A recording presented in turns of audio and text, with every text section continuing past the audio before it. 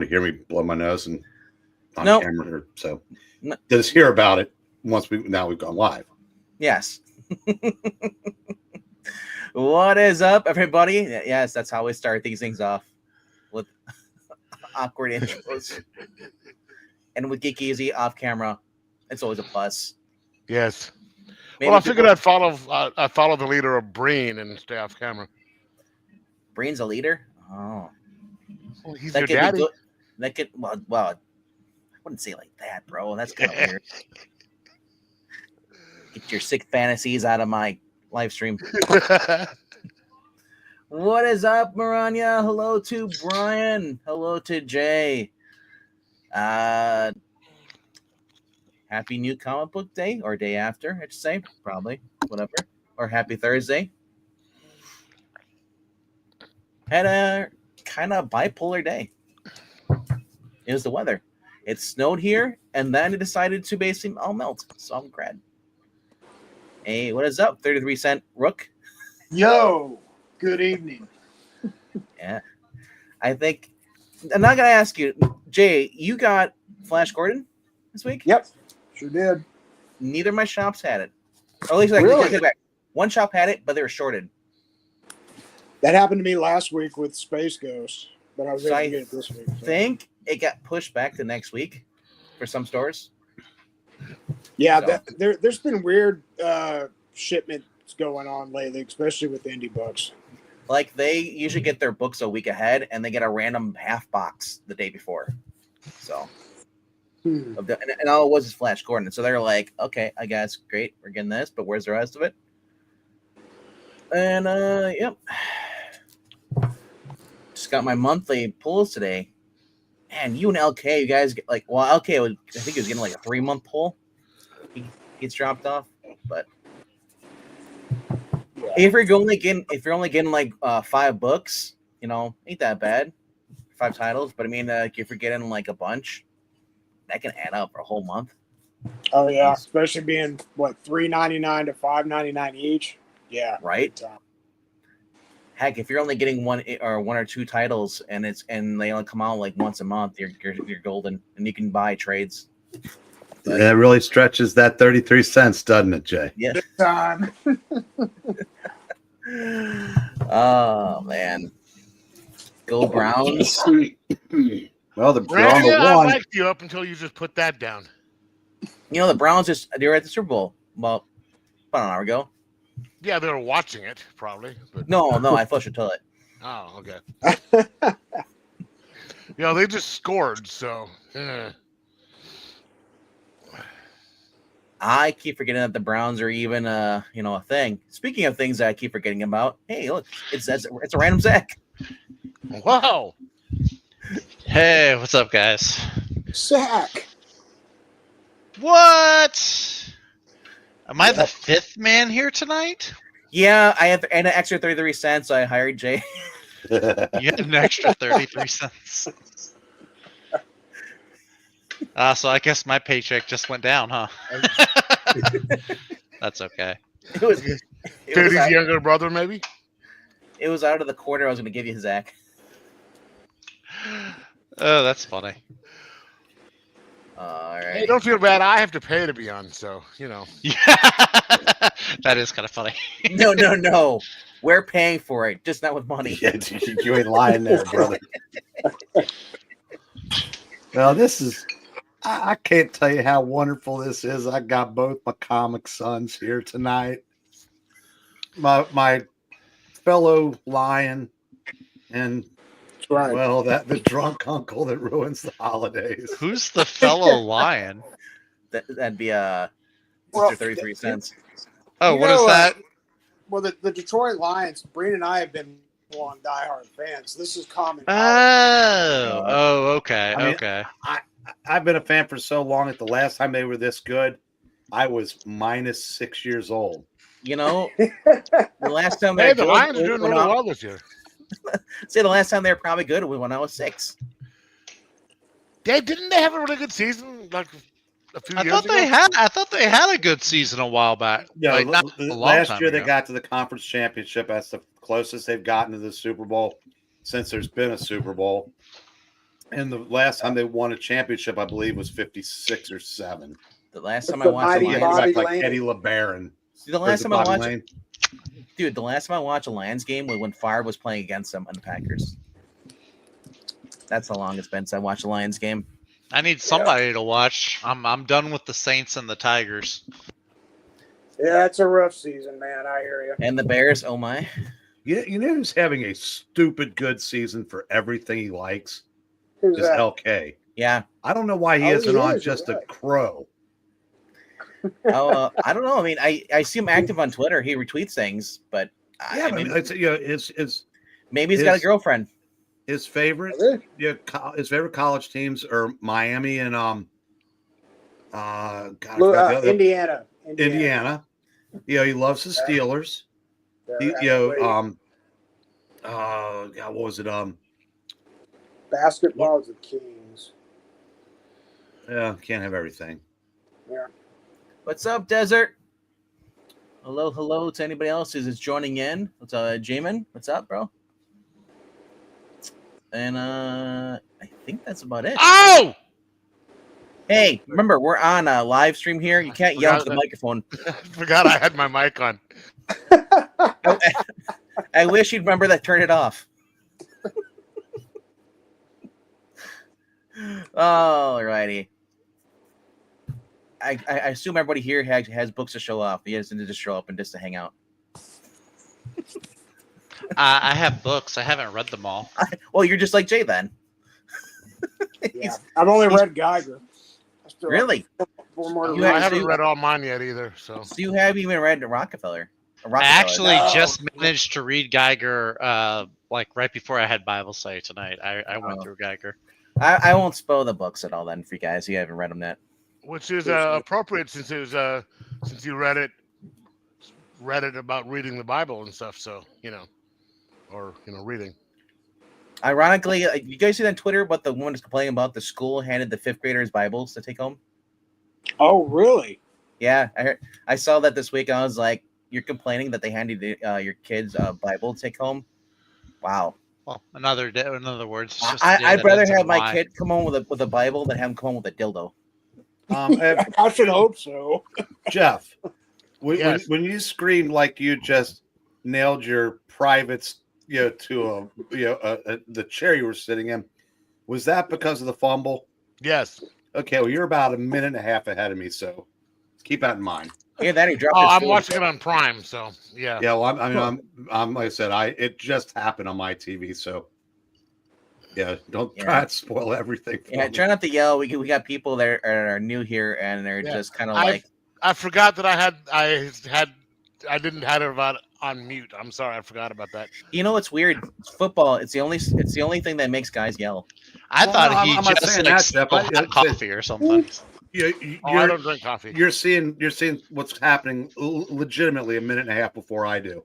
Breen is So- basically saying don't spoil the game for him. Yeah, Yes, I thought I I'm- said that. But Well, I'm kind of getting. I I did don't know, too. David. I'm kind of getting what he's David, throwing down. If Dan Slott gets Superman, you might hear me yell quite a bit. Hey, didn't he already have Superman? No, Dan that's Oh, no, Slott, it's isn't he exclusively at Marvel right now? As a snack. so. Okay, hold on. So Dan Slott has written Superman Adventures in the past. Yeah. Ah, okay. Well, isn't he at Marvel exclusively now though? Dan Slott used to be able to write though, and there's no Yes, evidence yes. of that. Yeah. So no, he's not exclusive right now. He is going to be taking over. Not from. I don't think it's Josh Williamson. I think he's just running a standalone story. Williamson is still on Superman. That's like the only DC book he's still doing, I think. Yeah.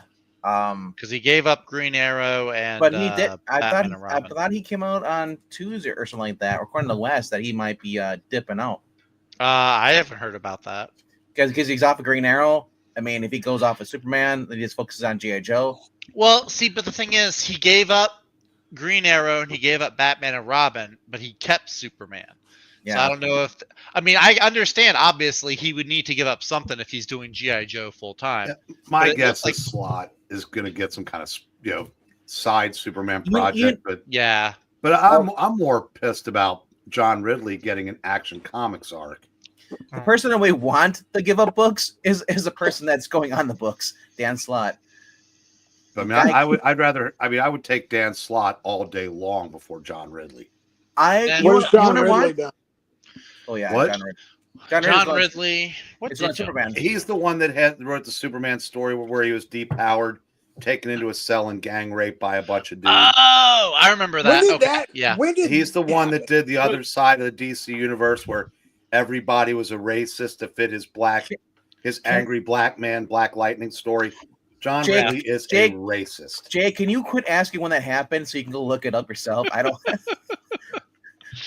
You're like, what's her at on Instagram? Whenever there's a picture I of a girl. know, but that's the first time. That's the first time I've heard about that. Is that Oh, just I've heard it more times than I want to hear it. I've never heard about that one either. Well, that's good. That means it wasn't very popular.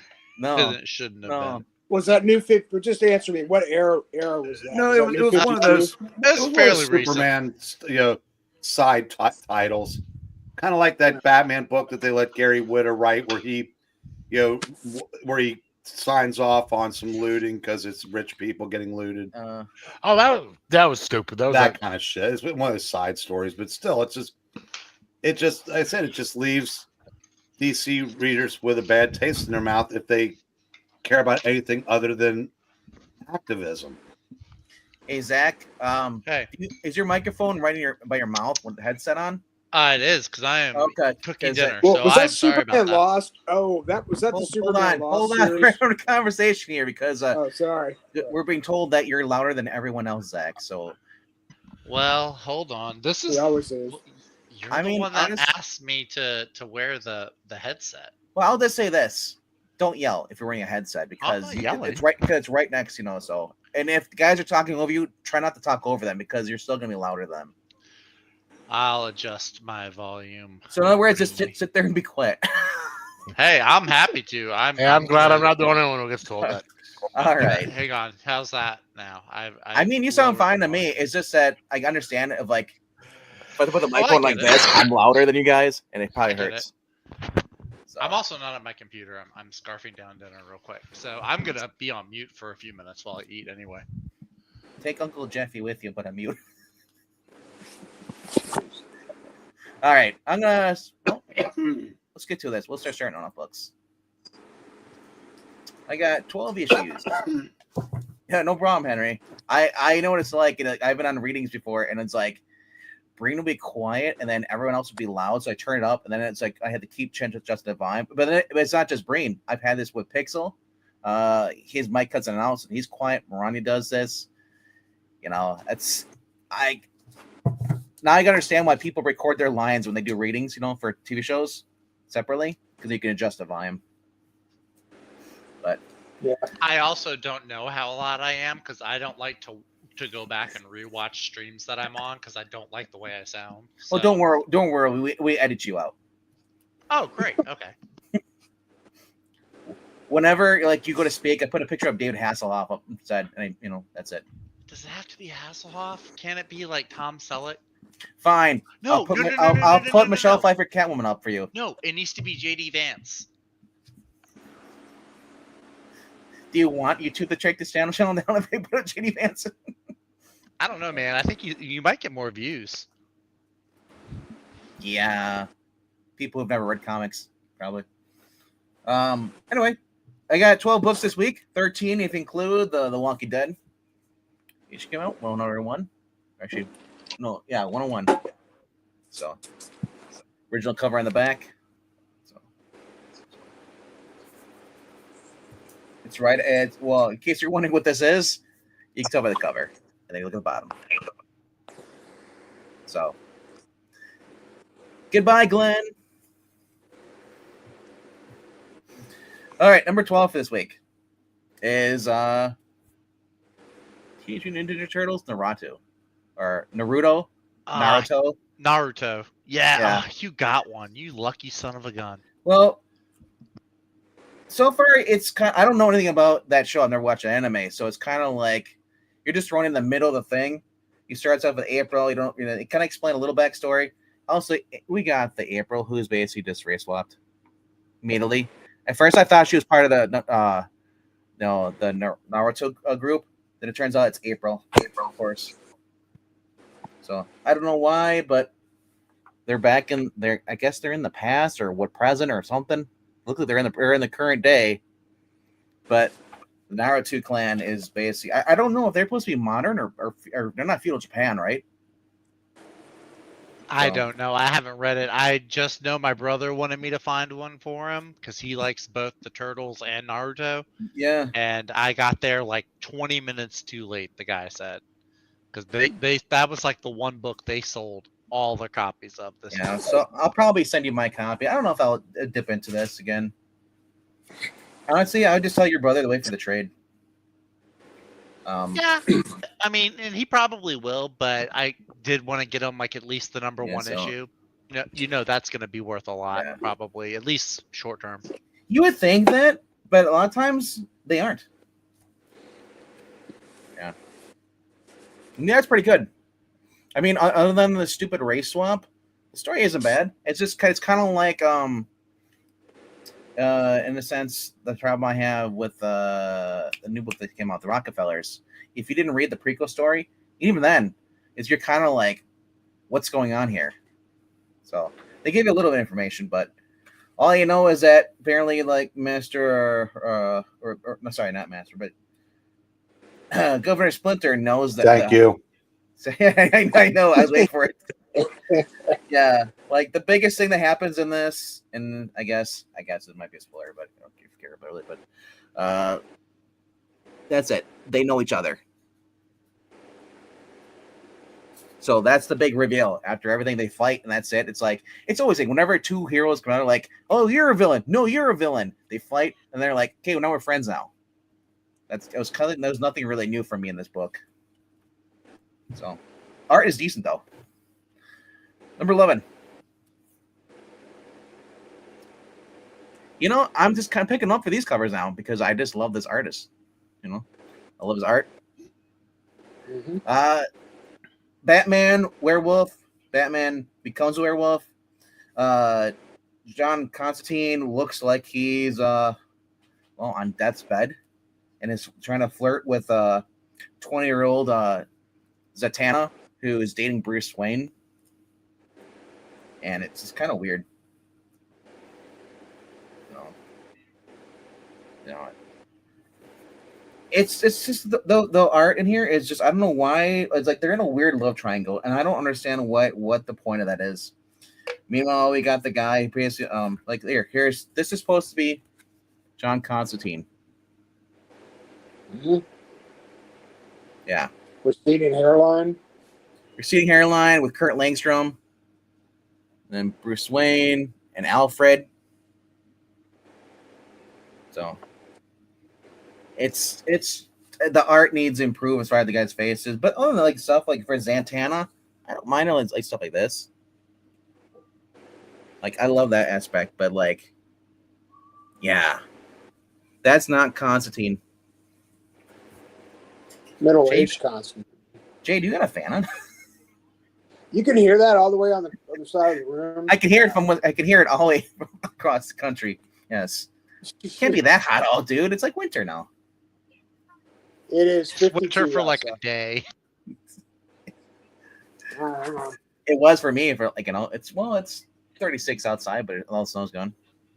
Yeah, you're kind of being a little nitpicky tonight, son. Well, you know what? He hates the fan. He always has. You're twice the temperature Yep. we're at. Well, then All I did was ask the question. look. If you hate the fans, you should probably be on Blue Sky. I am the blue sky. Be happy. Mr. Blue Sky? Yep, number 10. Please tell me why. Did, Is Is she hooking up with Snarf? Vinkman's never gone away for so long, so we can't finish What's that. that? Which Nah. is it? She's not hooking up with Snarf, is she? No. Once again, what's with your guys and your weird fantasies? You know. No, I said not hooking up. That would be weird. No, it's just that it's how Lucio Perillo draws his girls like this. I don't know why. I don't know why Snarf's even on the cover. You know, he's in the book, but they're like, I don't know. And she doesn't even look like she's a Chitara. She looks like a human. Mm-hmm. So I don't know. We get to learn more about the war they had back in the day with Thundera versus the mutant stuff. And this is just at the battle where they tried to basically take out the Thundercats on Third Earth. He got defeated and ultimately got defeated. And then I turned the page and I saw something I think I probably never would have thought I'd seen. Something you guys watched as a kid in the 80s. I guarantee it. Not me. I wasn't a kid in the 80s. Ed Brisson is bringing back Silverhawks. Neither was I. They came in right when I was aging out of that stuff. Yeah. But they are part of the old Transformers and GI Joe universe. Yeah. Yep. Jay Lee's got a cover. Hey, Brian, watch that play and tell me if it's not PI or not. I'll let you know in a couple minutes when I see it. We've been over this, Jeff. Yeah. I know I was ahead. That's why I was going to have you point it out. All right, though. But honestly, it's actually an interesting book for everything. But I want it's kind of suffering as far as there's we get action and then it's kind of like then that's it for a couple issues and then it goes back to being action. But it's advancing a plot, so I'm liking it.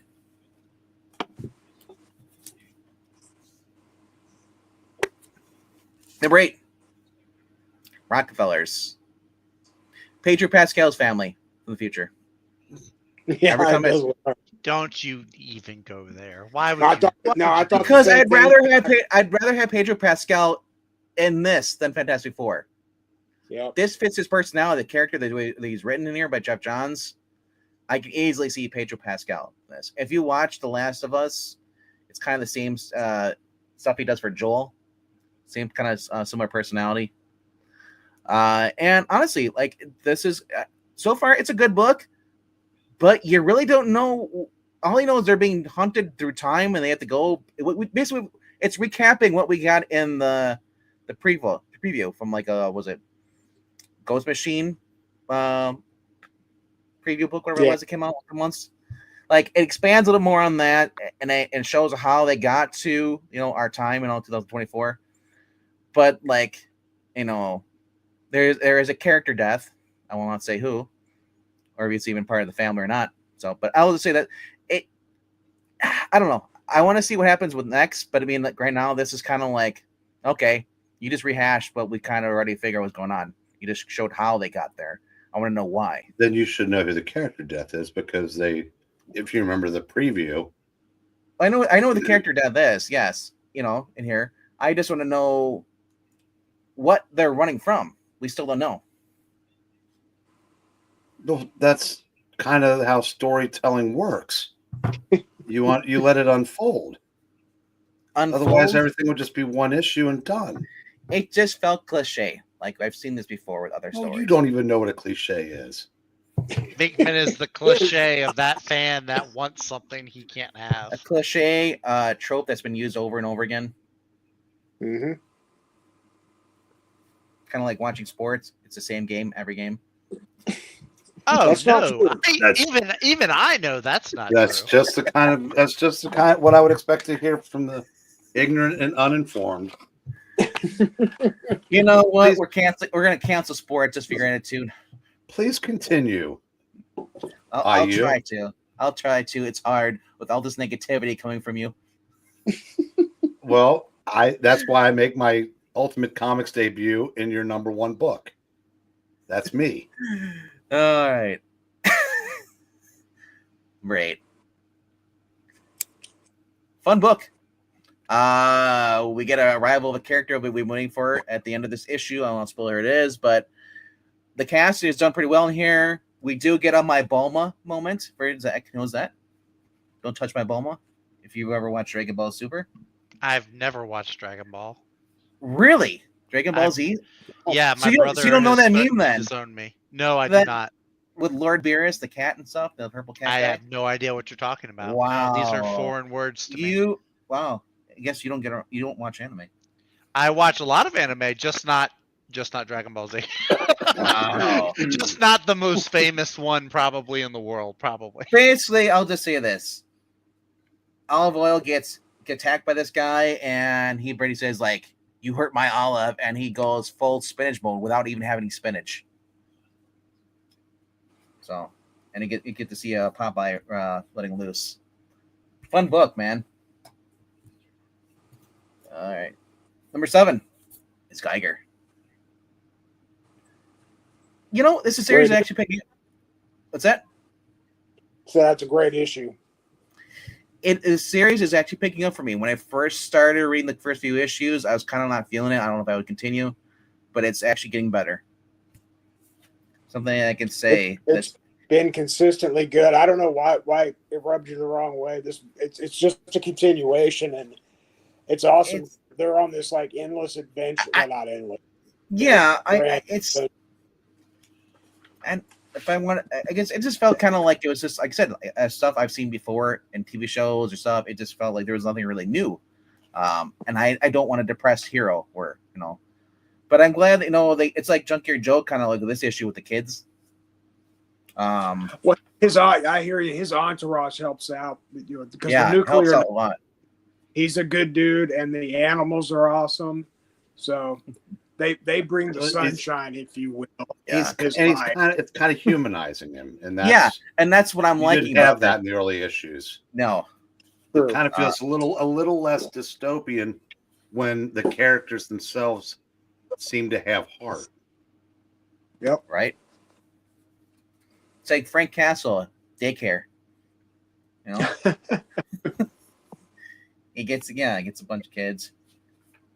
Yeah, and like I said, I'm starting to like it more.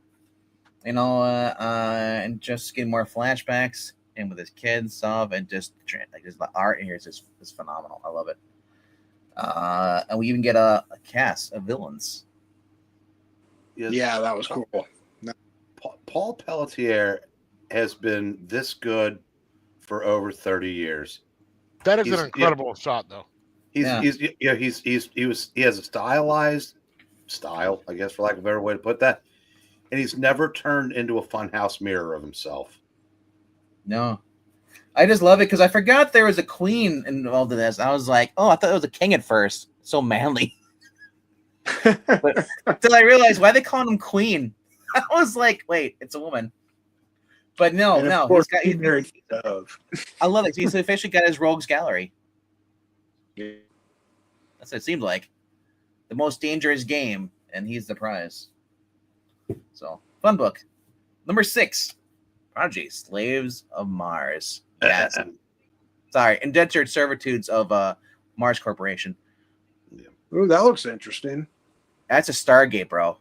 They brought Stargate. Mark brought a Stargates into this universe. Is the actual Stargate canon, or just? Are you serious? Yes. Whoa. Oh wow, that's awesome. His dad designed, or guys was started fooling around with some designs based on the aliens, basically stuff. So it's like, and they use it to travel around different points of the Earth, and one of them actually goes to Mars at the end. It is very, very cool. Cool. Yeah, here you go. Here's the Stargate. So. Oh heck yeah! So if you're not checking out this book, this is fun, man.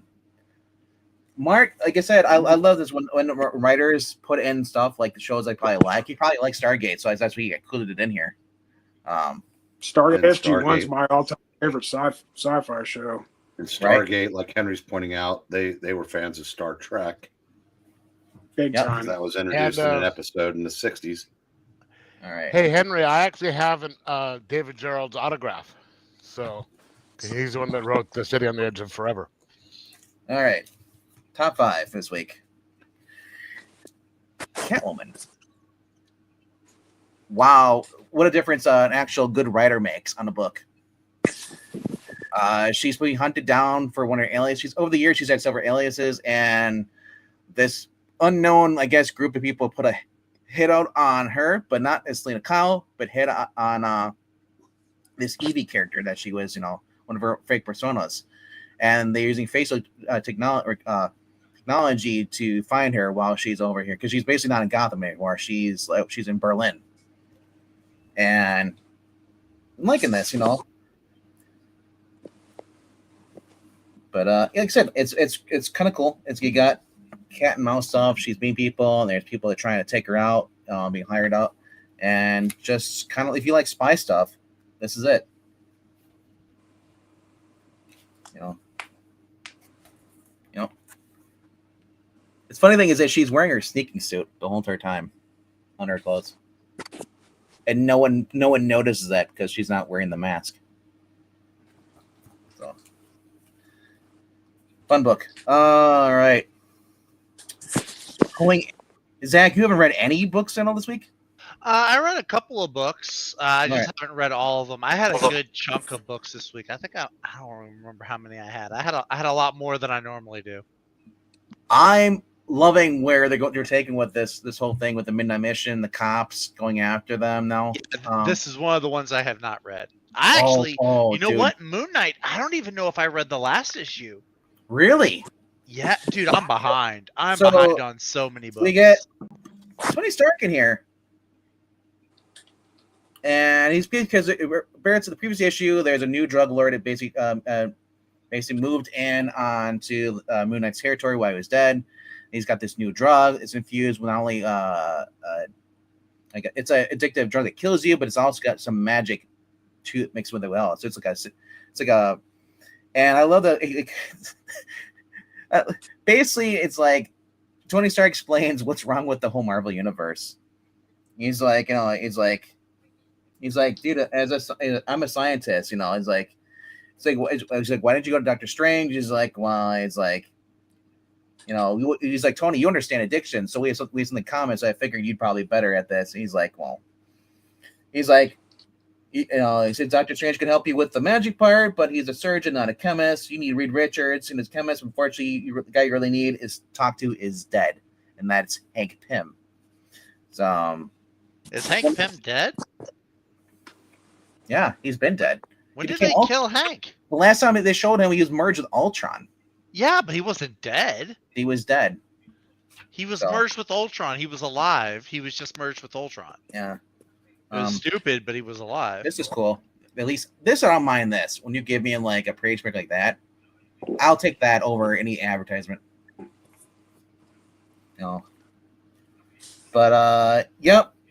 Like I said, beautiful art. We get to see the two fists of Khonshu taking up and taking down guys. We got pretty much all of Moon Knight's crew together, even 8-Ball. And I love it because like 8-Ball, like he basically uses the cue stick and he hits the card, flips it over. He's like, and I love 8-Ball. He's like, dude, he's like, you think they're still alive? He's like, and Mark's like, didn't you used to pull that gig when you were Superman all the time, 8-Ball? And he's like, oh yeah, so many times. And Mark's like, so nobody died then, did they? He's like, So here's some subtle humor. The art's pretty good, and we got new players, and we have Cubist makes an appearance in here. Apparently, he's an old villain. As Mark says, that this guy, the Jew drug dealer, apparently is rounding up my old villains to try and stop me. As Mark says, there's a reason why these villains suck because they can't kill me. I'm back again, so I'm liking this. It's really cool. Number 3 is Belle. Finally, I've been waiting for a new issue. 50 pages content. This was $7, but it's worth it though. New story. Finally get a happy ending. They actually get here. They bring her brother, who's been trapped as a Minotaur. They're able to find him again and restore his humanity. Cool battle here. Stuff. So I'm not sure how long much the series is going to go because it seems like it's getting towards the end of the story. But yep, that is awesome book. I'm enjoying that one. Number 2. And let me get this.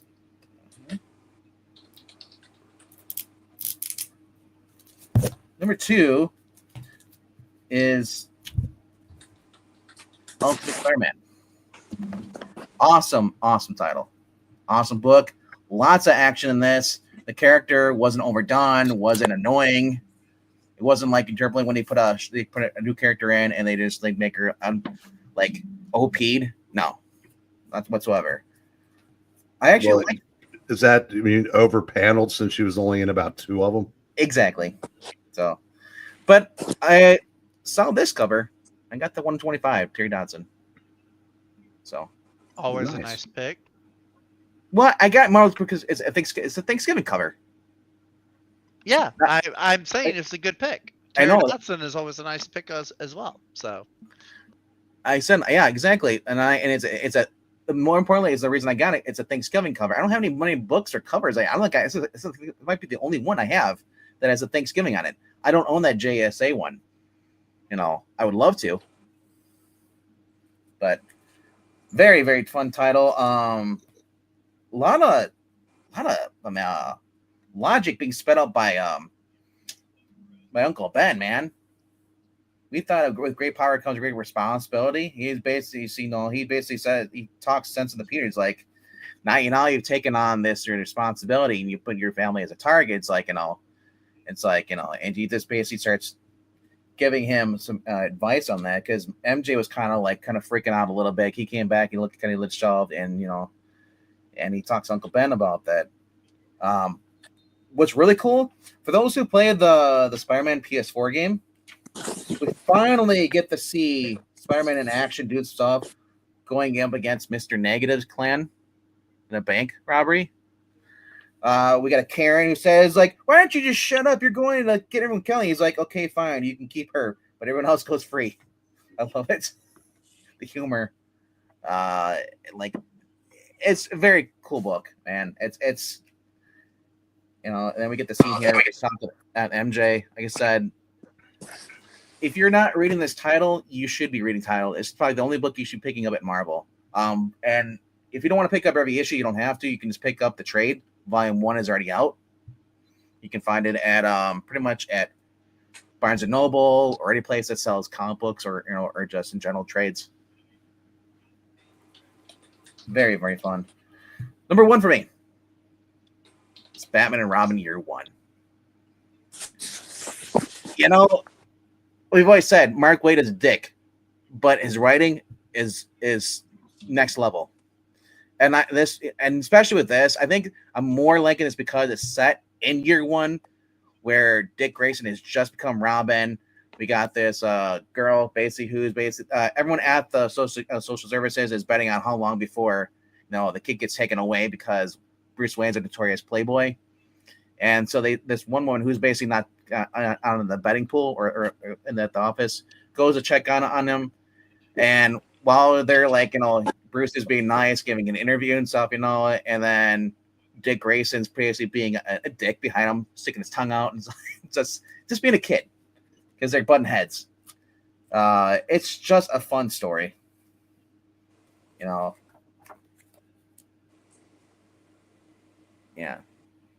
That's Mark Waid, right? This is Mark Waid. Yep. With Chris Samney doing the art. One of the other big plus is Chris Samney's art is just wonderful in this. We get Two-Face showing up in here, wanting to work with his other mobster known as the General.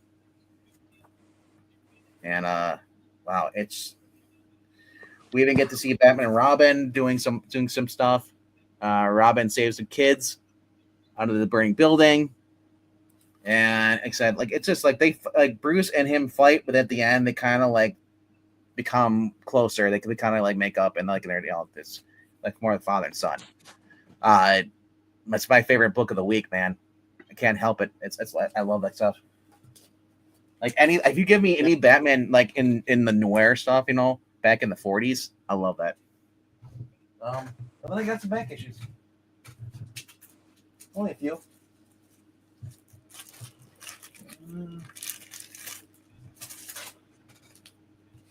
I have a feeling Waid was practicing on World's Finest to prepare for this Batman and Robin series. Possibly. Or he's never been a bad writer. I've liked most of the stuff he wrote in the 2000s. Oh, what says here? When we have such riveting times for shows that's just some. What is he talking about? Oh, you were there talking about Stargate. Okay, I thought you were talking about this channel. I was like, what the heck? It is very riveting, but I don't know how moving it is. Enough to make you want to go up and get something to eat. All right. I just been in love with these Classy Illustrated. So I've been looking for stuff, so I figured why not get some rough stories in here. Okay, that's a good cover. Yep. I'm also like I'm just like more getting into more Errol Flynn stuff, especially after Rob reviewed the Robin Hood movie. So I'm just like really into that now. And then I'm even rereading the Mike Rowe stuff. And then I saw this too. I was like, you know what? Look at this. Oh, nice. Jules Verne. Yep. Bought it based on the cover and the story. I even opened it up. But I just like I was going through. It's like, you know, those are cool. But like my favorite one I saw the most, I've really enjoyed, is The Invisible Man, H.G. Wells. I mainly want to see how they adapt these. You know, usually it's word for word, you know, scene for scene. I'm curious to see if they change anything at all. But then after all that and all that seriousness, all that stuff here, because you're in the Class Illustrated, so you're closer to other cool books like this 1954 Dell book. Very cool. Speaking of sports ball, Yep. and then because we're in that winter season, yeah, I had to get this one from 1955 as well. Sweet. So he's pouring the hot water in the raft for them so they can sleep at night. I love that. He's even the little thermometer outside. Yeah, that's current temperature right now where I am. And then I saw this too. This is probably the one I paid the most for, but it's worth it. Oh yeah, I've got very that cool. too. Yeah. Do you know that's 2 books? Yeah. That's Superman 2 something and DC 100-page Super Spectacular something. It kind of counts twice. Yep. And it is a wraparound cover too, which is really cool about it too. Mm-hmm. In case you didn't know. I'm trusting you know who the artist is. Based off it, it's not Kurt Swan.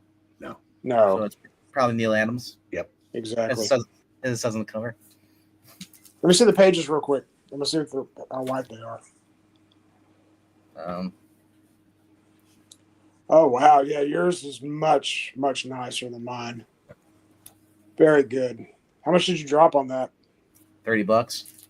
Not bad. So I figured, why not? Yep. That's a good display book too, because of that cover, obviously. Yeah. It's only a little couple marks on the spine ticks, but other than that, like, it's actually not too much marks on it though. Also, I love it because Superman's checking out his cousin. He's blushing. You would too. Right. Yeah, so World's Greatest Flying Heroes. So that is my books this week. Who wants to go next? Jeff, do you need to go next to get out? Sure, I can go. See you later. No, I mean,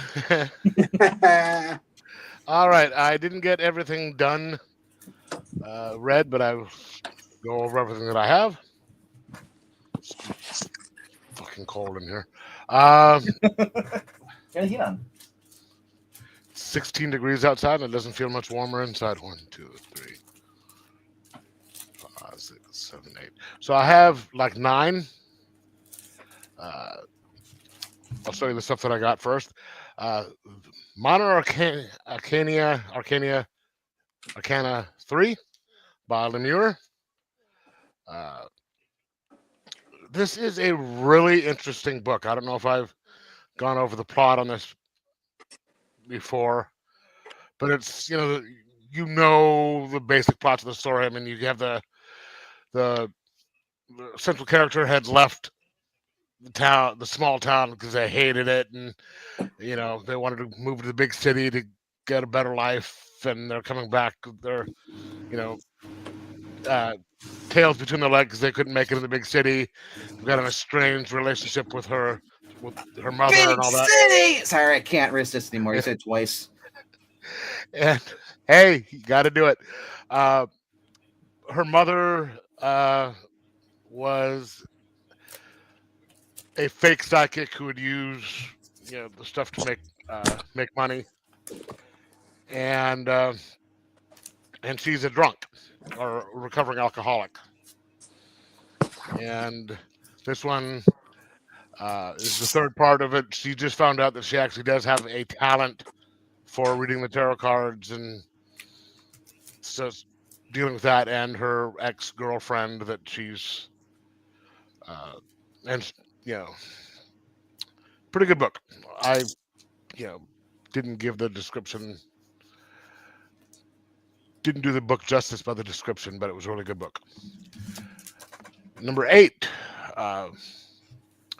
World's Finest 33. They're taking on Eclipso with Justice League and the JLA. Not the JLA, but what's the old one? The JSA. JSA with Garrick and all those guys.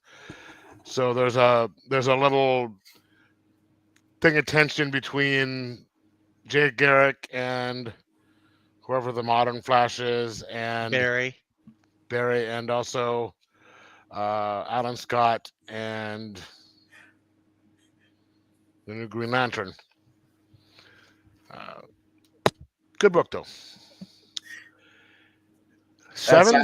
I'm just so glad that we can't see the screen, because otherwise brain would be flipping out. Oh yeah, let me. Don't worry about it. If you can't see it, it's all whited out like Zach. And then next is Moon Knight. Very good book, and I think they're actually starting to get back to the way that it used to be. Mm-hmm. I really liked this issue, and the only thing I don't like is having the 2 Moon Knights in uniform. But the thing at the very beginning, when they're being chased by the Moon Knight, they're just like, yeah, if we get caught, he's gonna make you talk. You won't want to, but he will make you talk. It happened to me. You'll talk whether you want to or not. Which I just thought was I love the reputation that he has. And the last book that I've read this week, Geiger.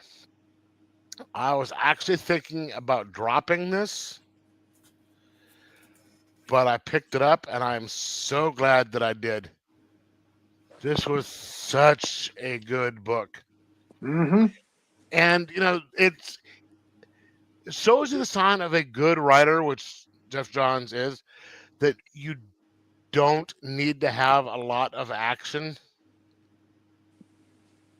to have a good story. This is all, it's just, there's like, the last page, there's some sort of, confrontation, but that's about it. It's going to happen next issue. But everything else in there is just, it's all talk and character building, and it was such a good story.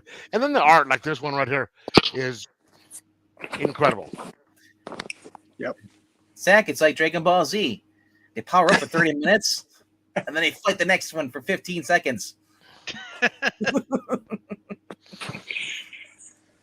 Okay. if you're gonna watch Dragon Ball Z, I recommend you do binge watch it. Don't just because you're gonna get mad. well, it's going to be a while before I have the time to do that. Quit One Piece. Never. What the Yeah. mess? Never. Okay, then I started to read this right here. I'm in the middle of it. Carmen Sandiego. Yes. The Question, playing Carmen Sandiego. And It does. this cover sort of reminds me of her walking down the hallway on the Discovery One. And I hope you guys know which ship I'm talking about. But if not, it's from Star Wars, right? no, Yeah. Babylon 5? no. Buck Try Rogers? 2001. Wait. Oh. That's an airplane, bro. Boeing. So it's good so far, but she is recruited by Superman and Batman to, I guess, be the, chief of security or something like that aboard the Watchtower, because you have all the. They basically made her security, mall security.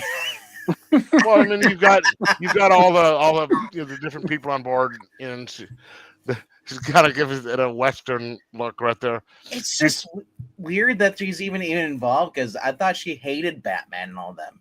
Well, it wasn't Batman. It was she. They actually kind of show that because he comes up to talk to her, and she's just like, she said something to the effect of, "Get out of the. You can come out of the shadows." She's, You jerk.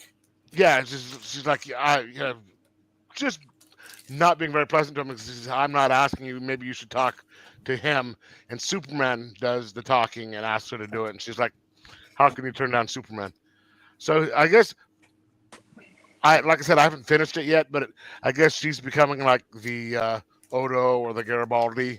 She's And, Karen. Being the station security. I never liked what they did with her character. Like, ever since they brought back Vic Sage, they turned her into a Karen. So that's problem too. It's like I it's like they did the whole thing with the Flash, like Barry and Wally, and now there's two questions. Really? Yeah, unless they killed off Vic Sage again. You never know. I don't know. Okay, then the last four are ones that I haven't read. Batman Robin Year 2, number 2. I did really enjoy the first one, and I'm really looking forward to reading this. I have this, which I have not read, and it's a great book. Then this came out last week, and I have a copy of it, but this is a different cover. I just saw this cover, so I thought I normally don't do that. Oh, I mean, I don't Window. blame you. The covers are actually nice. Yeah, it's $8, and it's a Virgin variant cover. You bought a pinup for $8. It's got the comic too, And then I had a choice between that huge exercise Superman book that came out, the magazine-sized one. Mm-hmm. And I was going to get the non signy cover for $14.99, or to get this, and I got this. I'll probably go back and get the other one. Does he need 3 that- glasses? Looks like okay, cool. I was gonna say I saw the cover. I'm like, if he didn't come with 3 glasses, I get this. Yeah, I am going to open this. I should call them and ask if they can get me another one so I can have one that's unopened. But I do want to open it up and check it out. How much was that for the glasses and everything? The book itself was $14.99. You gotta pay for the glasses. But this, it actually reminds me of the old-fashioned, 3D glasses, unlike the ones that they have now. Well, they did that for real Ghostbusters in the 90s. Now Comics said they released one with 3D glasses. I remember that. That was a big thing. But if you go to the movies now, they got those stupid-looking glasses that they have. Oh yeah, those. But these are kind of like the throwback glasses. And I remember one time I went to go see a movie, and I had no idea it was even 3D. I just chose one, and they didn't hand me my glasses. I'm watching the credits. I'm like, I'm either having a stroke or this is in 3D. It's like, or both. well, they kept watching it. Yeah, it would have. So, but yeah, that's what I got. All Cool. righty then. All right. Mr. 33 Cent, you want to go? Yeah. Yeah, give me a second. All right, see you later. All I'll sit right. down for another couple minutes, but I know you hate when I do this perspective, but I have an iPad, so I'm Well, if you're doing a crotch shot, I don't want that. No.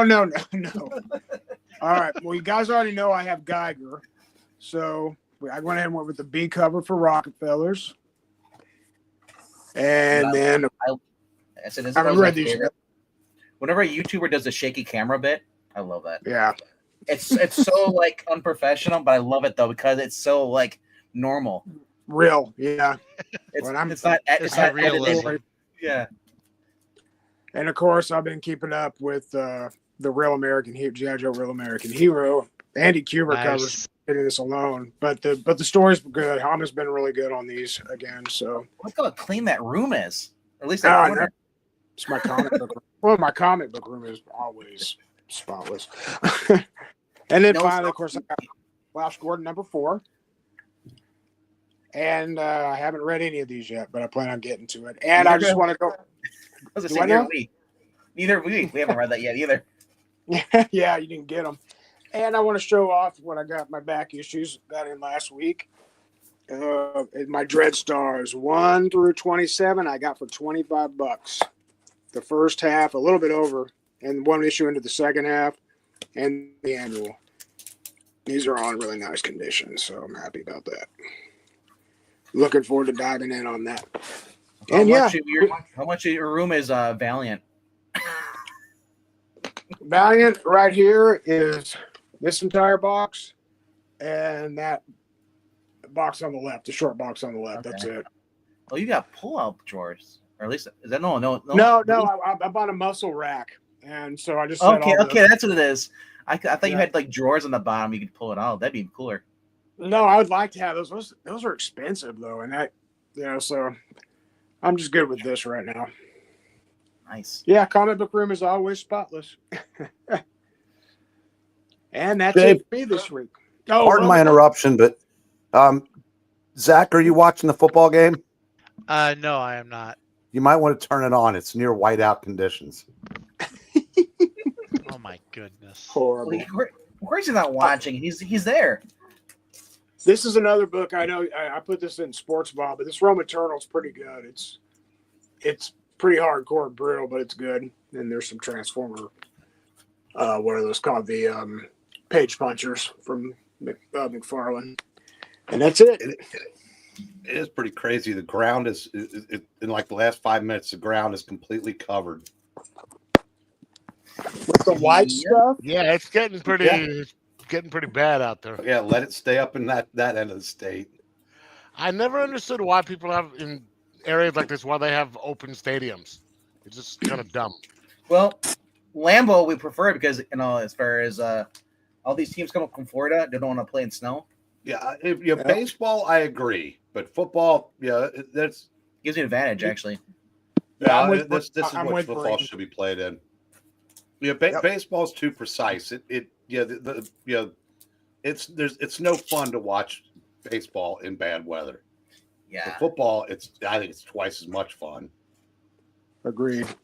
Especially when it's like 13 degrees outside and they're playing and it's just on snow. I just watched a 30-minute documentary on the Freezer Bowl Yeah. in Cincinnati in January of '82, and I turned down a free ticket to that game. Oh my even God! at 20, I Brandon, wasn't stupid. Zach, I watched that the other day too. That was a pretty good documentary. And I meant to ask you, do you remember that day? Oh yeah, I said my buddies went. They offered me a ticket. I said, "Oh hell no." We went down to this guy's house, and it was about freezing in his house. So there really was no escape from the cold that day. dude, go back and watch with the Lombardi, the Packers, and look at how they're playing. This will love that. The one we're talking about was colder than that day. Really? Yeah, It dude. was So, 50, yeah, dude. not the minus wind's so 59 bad. with the wind. Yep. Hey, my uncle was at that World Series game in San Francisco with the earthquake. Yeah, I don't remember that. Yeah, they're playing, Yeah. and they went out the air. Yeah, he was Yeah. at that game. Well, they were on the air, and all of a sudden, like the screen went black, but they still had audio though. It was crazy about that bank. The Yeah. week before the Bengals played the Bills, it was 55. Wow. So Yeah. there was a 104 degree with the wind And there, temperature shift in 1 week. what state were they in? Cincinnati, Ohio. Wow. Cincy. It was the what natives it call was it. just 9 degrees, but the wind No, chill nine was nine 50 below. Oh, 50 9 mile an below. hour wind to make it 50 Wow. mile below. God. That's What was impressive, and I'm not going to turn this into sports ball. What Oh, how we're how, already precise, there. the hell you precise are. how accurate Kenny Anderson was in that game. That was amazing. No, That's he all. was drunk. Whatever works, man. It got him to the Super Bowl. Did you say he's drunk or Gronk? I heard Drunk. He was the guest speaker at this banquet at the hotel where I worked. When we were cleaning up the hall after we left, he was sitting at the head table. And when we broke the head table down, pulled the skirt off of it, there was like 10 beer bottles underneath where he was sitting. Nice. All right, Zach. All right, Zachary. All right. What's up, y'all? I had left a bunch of windows open on my computer. Okay. So yeah, like I said, I had a lot of books this week. How many did I have? 1, 2, 3, 4, 5, I don't know. 6, How many 7, did you? 10. 10 books this week, which is 10. abnormal books. for me. Some of them I've read, some of them I have not. So the ones I have read, I will comment on. Starting with one that nobody has mentioned so far, Titans number 17. Probably. It's John Layman, right? Yes, Layman and Woods, Pete Woods, I believe is the artist. The art, it's kind of like this. I think this is the same artist as does the interior.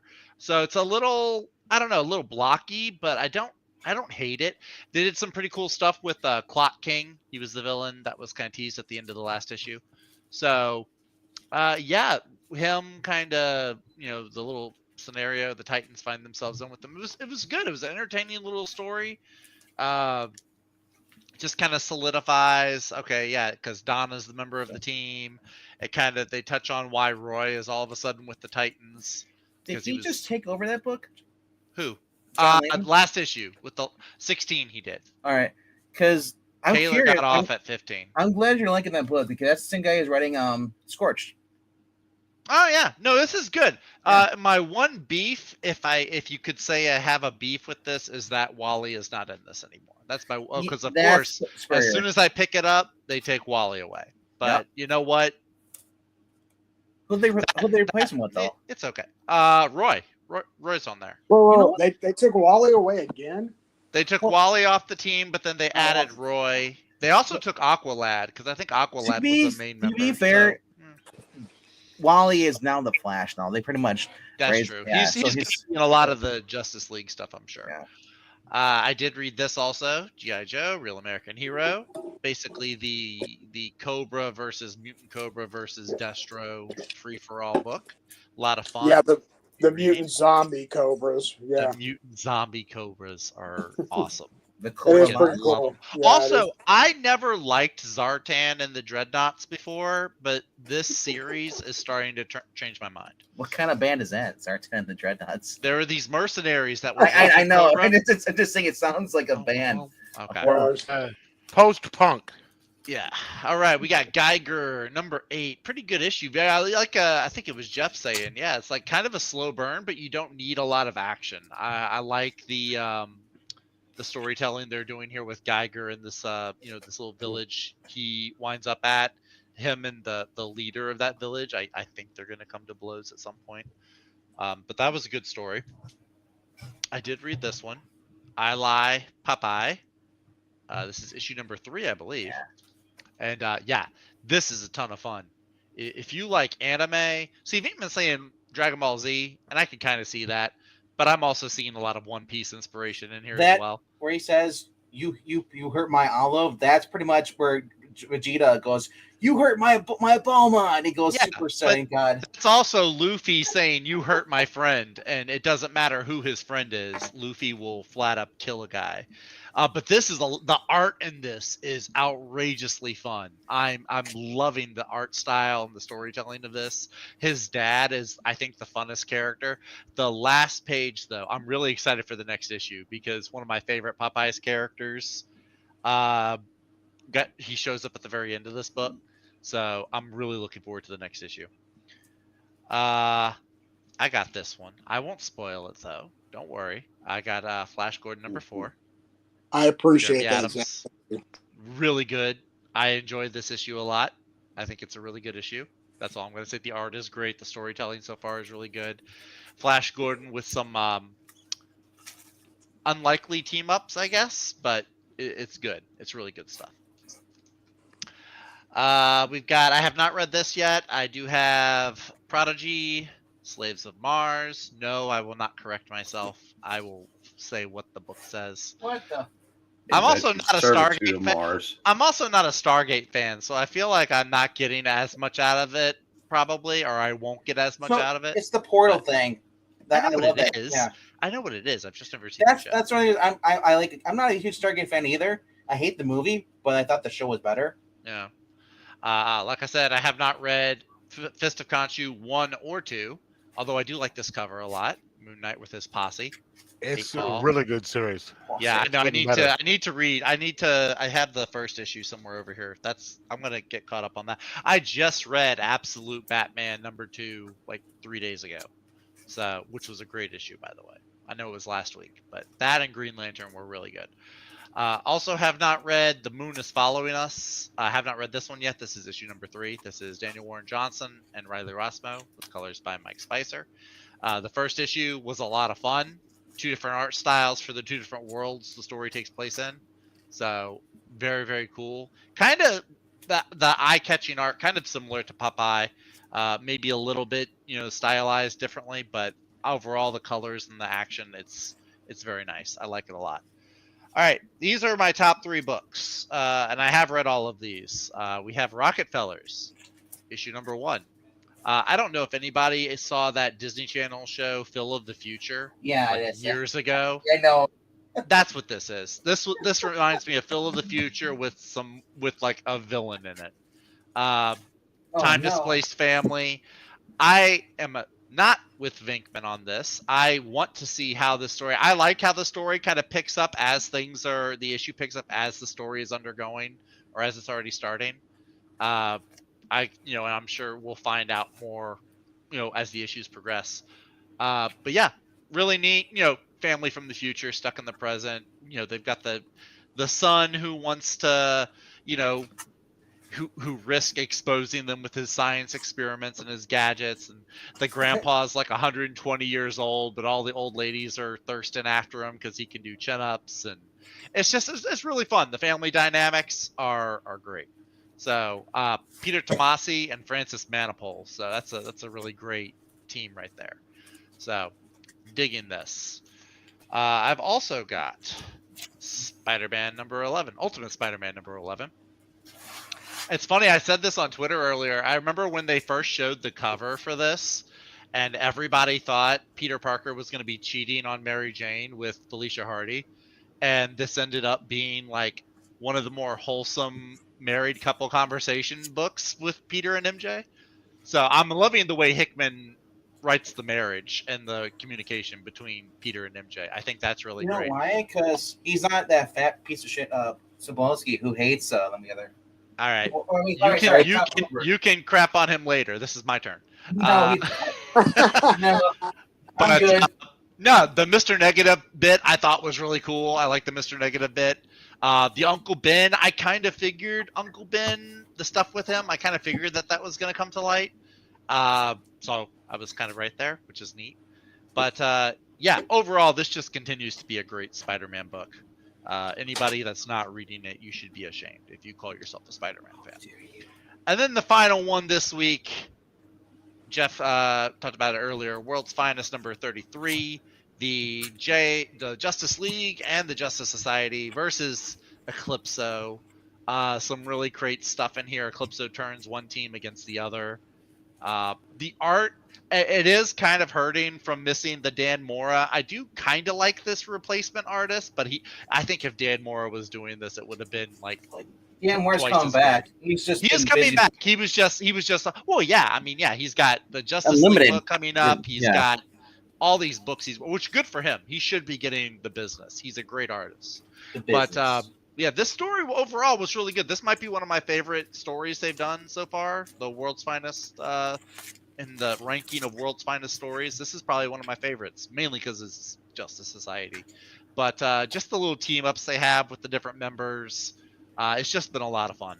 So I think next issue is like a Super Pets story, like Ace the Bat Hound and Crypto. I think are going to be in it. Or no, it's I think it's Supergirl and Jimmy Olsen, or Barbara Gordon and Jimmy Olsen, one of those two.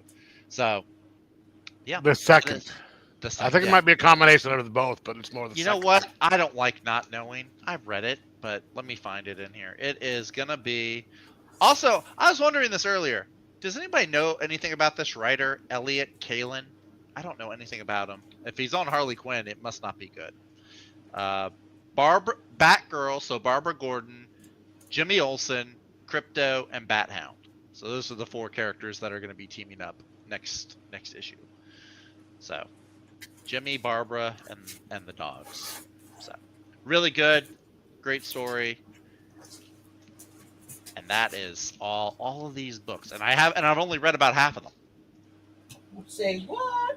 So, dude, work is a awful thing. Alrighty. Don't work too Paul. much. Don't work trying. too much.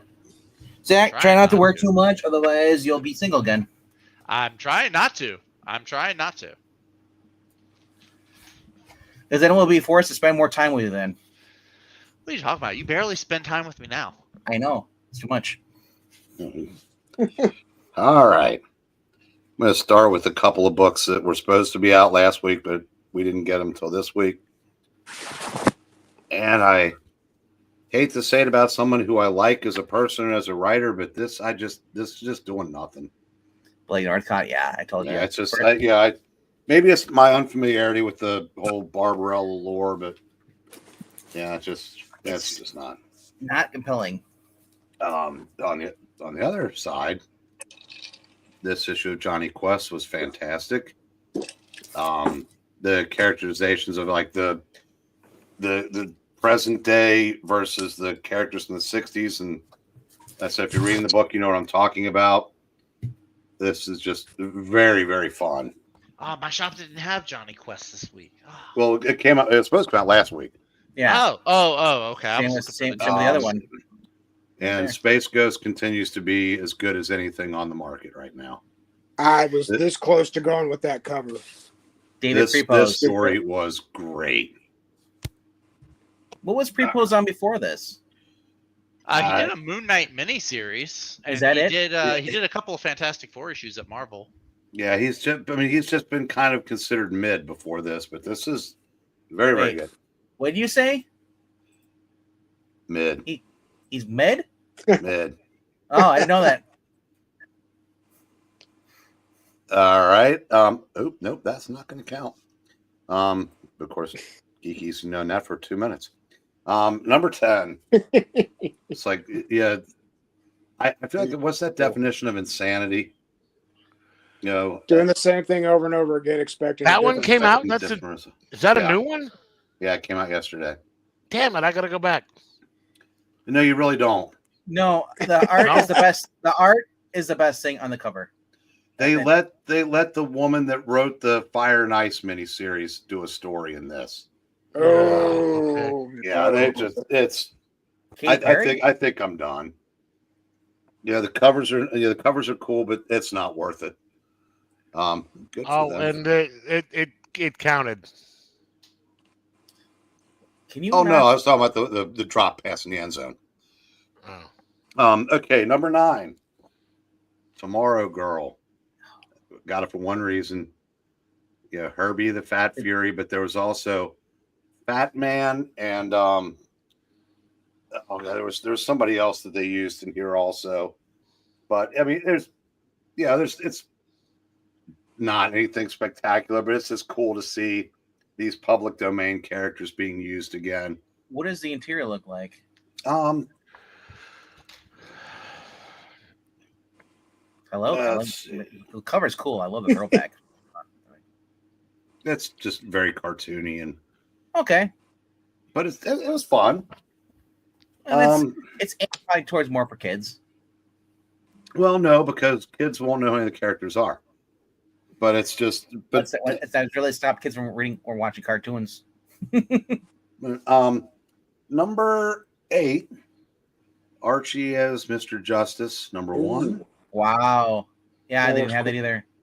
Cool cover, and it's not a bad story, but I think I'm about done with these depressing takes on Archie and the whole, Archie universe.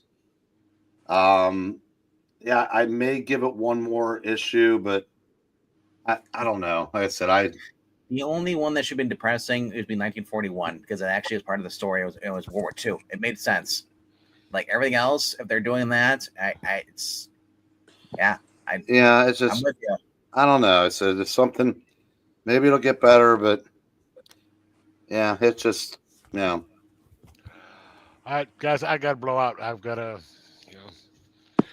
it's cold and I need to get some sleep before work. All right. All right, man. Have a good See you night. guys next week, man. Later. Number 7, Batman Full Moon. It's it's a comic book. I mean, that's about Like what drew me into this concept was like, oh, Batman versus a werewolf. That's the only thing that drew me to the book. I was like, it's a werewolf story of Batman. Yeah. I did not expect it to be like if you look close, that looks like Nort, the Green Lantern. It does. I know. It does. Oh my gosh. It's the other plus. It's a hidden Green Lantern cover. Number 6, Jupiter's Legacy. Oh, you did pick it up. Yeah. Very interesting. I don't know if they've done this before because I didn't read the other series, but these aliens are basically explaining to humanity what their role actually is, and it's a very cynical take. And basically, they're just humanity's just bred as livestock for these alien beings, and there's nothing they can do about it. And so now the heroes are going to try to do something about it. But yeah, it's kind of I said I thought it was interesting. Number 5, Rockefellers. I like this. I said, now we know how Imogene Coca got out of the cage on the top of the station wagon and into the cage in the car. Vacation people will get that sort of. It was fun. I'm looking forward to the next issue. We've already talked about it, so there's no reason to talk about it anymore. I like a dog that can fly a helicopter. Number 4, Geiger. This is probably I probably like this issue the most of anyone I've read so far. Because I said Tariq is getting more human.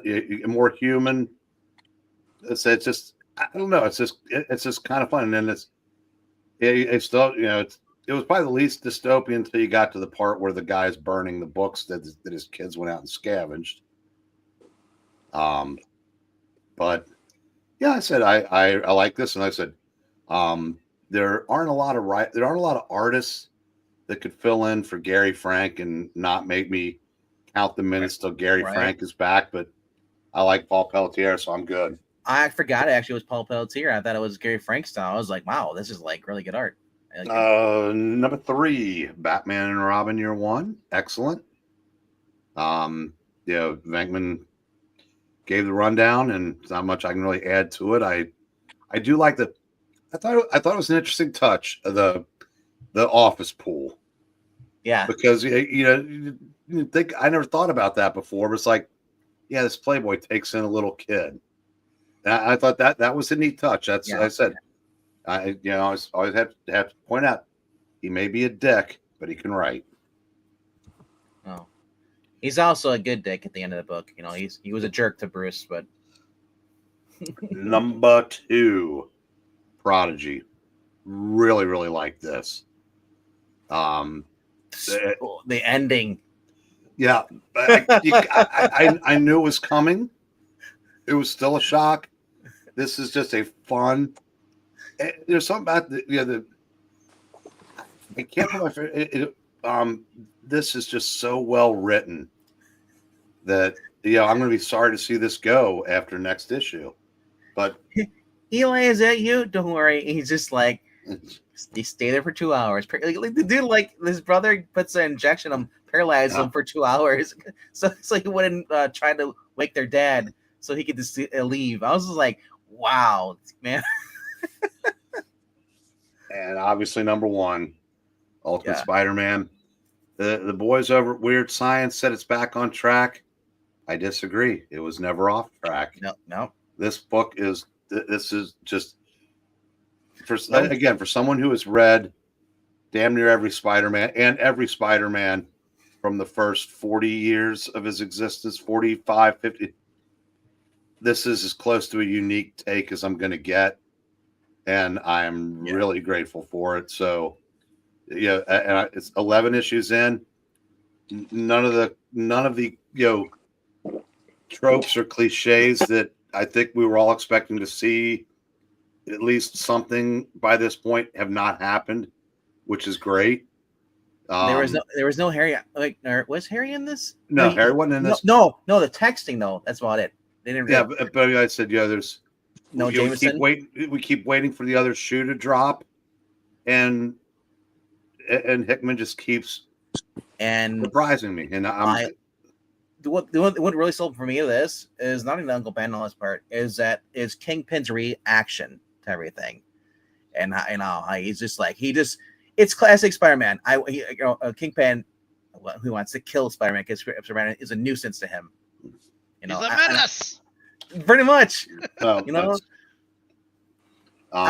not going to get the Jameson yelling at Spider-Man, accusing him of being a mass murderer. No, but I'll settle for Kingpin wanting to kill Spider-Man. I love that. Shudder came out this week. Ooh, yeah. Yeah, I was taking a look at the back issues coming out. The cover it's the Thing in the Hulk. Yeah, and that's the cover of a Marvel graphic novel done by Jim Starlin. There's quite a few coming out. In next the primetime players, I think it was, or not so time. And anybody that's on Sports Ball saw this yesterday, but I picked up one back issue. Nice. Real nice copy. But I've wanted this ever since I started collecting again, and so I think that's a clickbait cover, right? Because it's not really it's a robot Hulk. Yeah, okay. I was gonna say it's probably a robot Hulk. Yeah. Robots. But I love the superhero covers.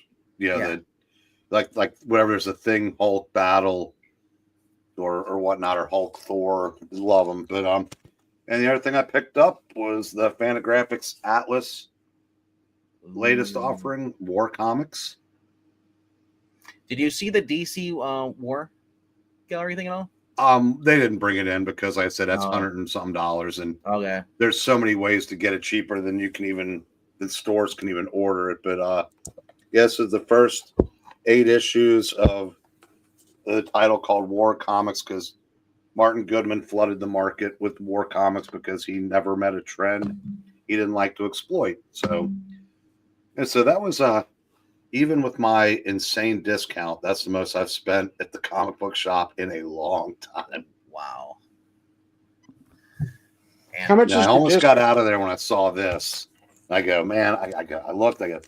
Went up to it. I said, okay, with my discount, that's not too terrible. And I've had my eye on it for a while. I look whenever I go to shows. How many zeros? Oh, it was marked 50. I got it for 30. Okay. Nice.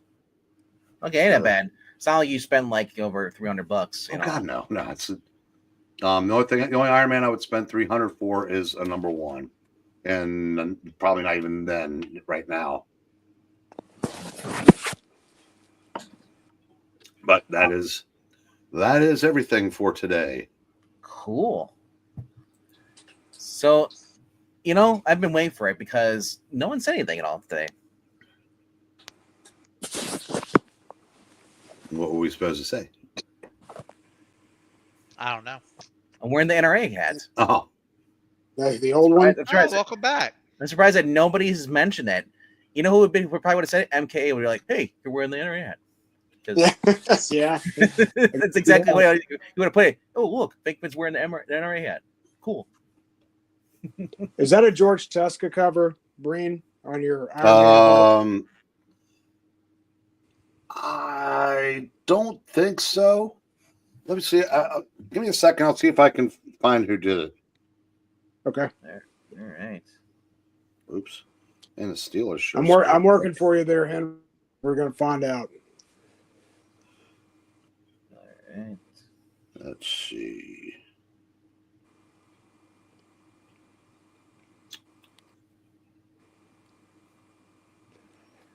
So, who was involved in the cyclone this week? Anybody? There was a Cyclone.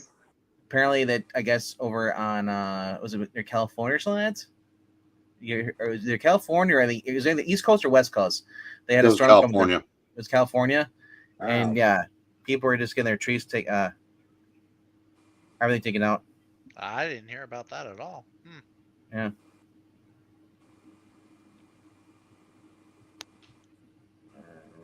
It is George Tuska.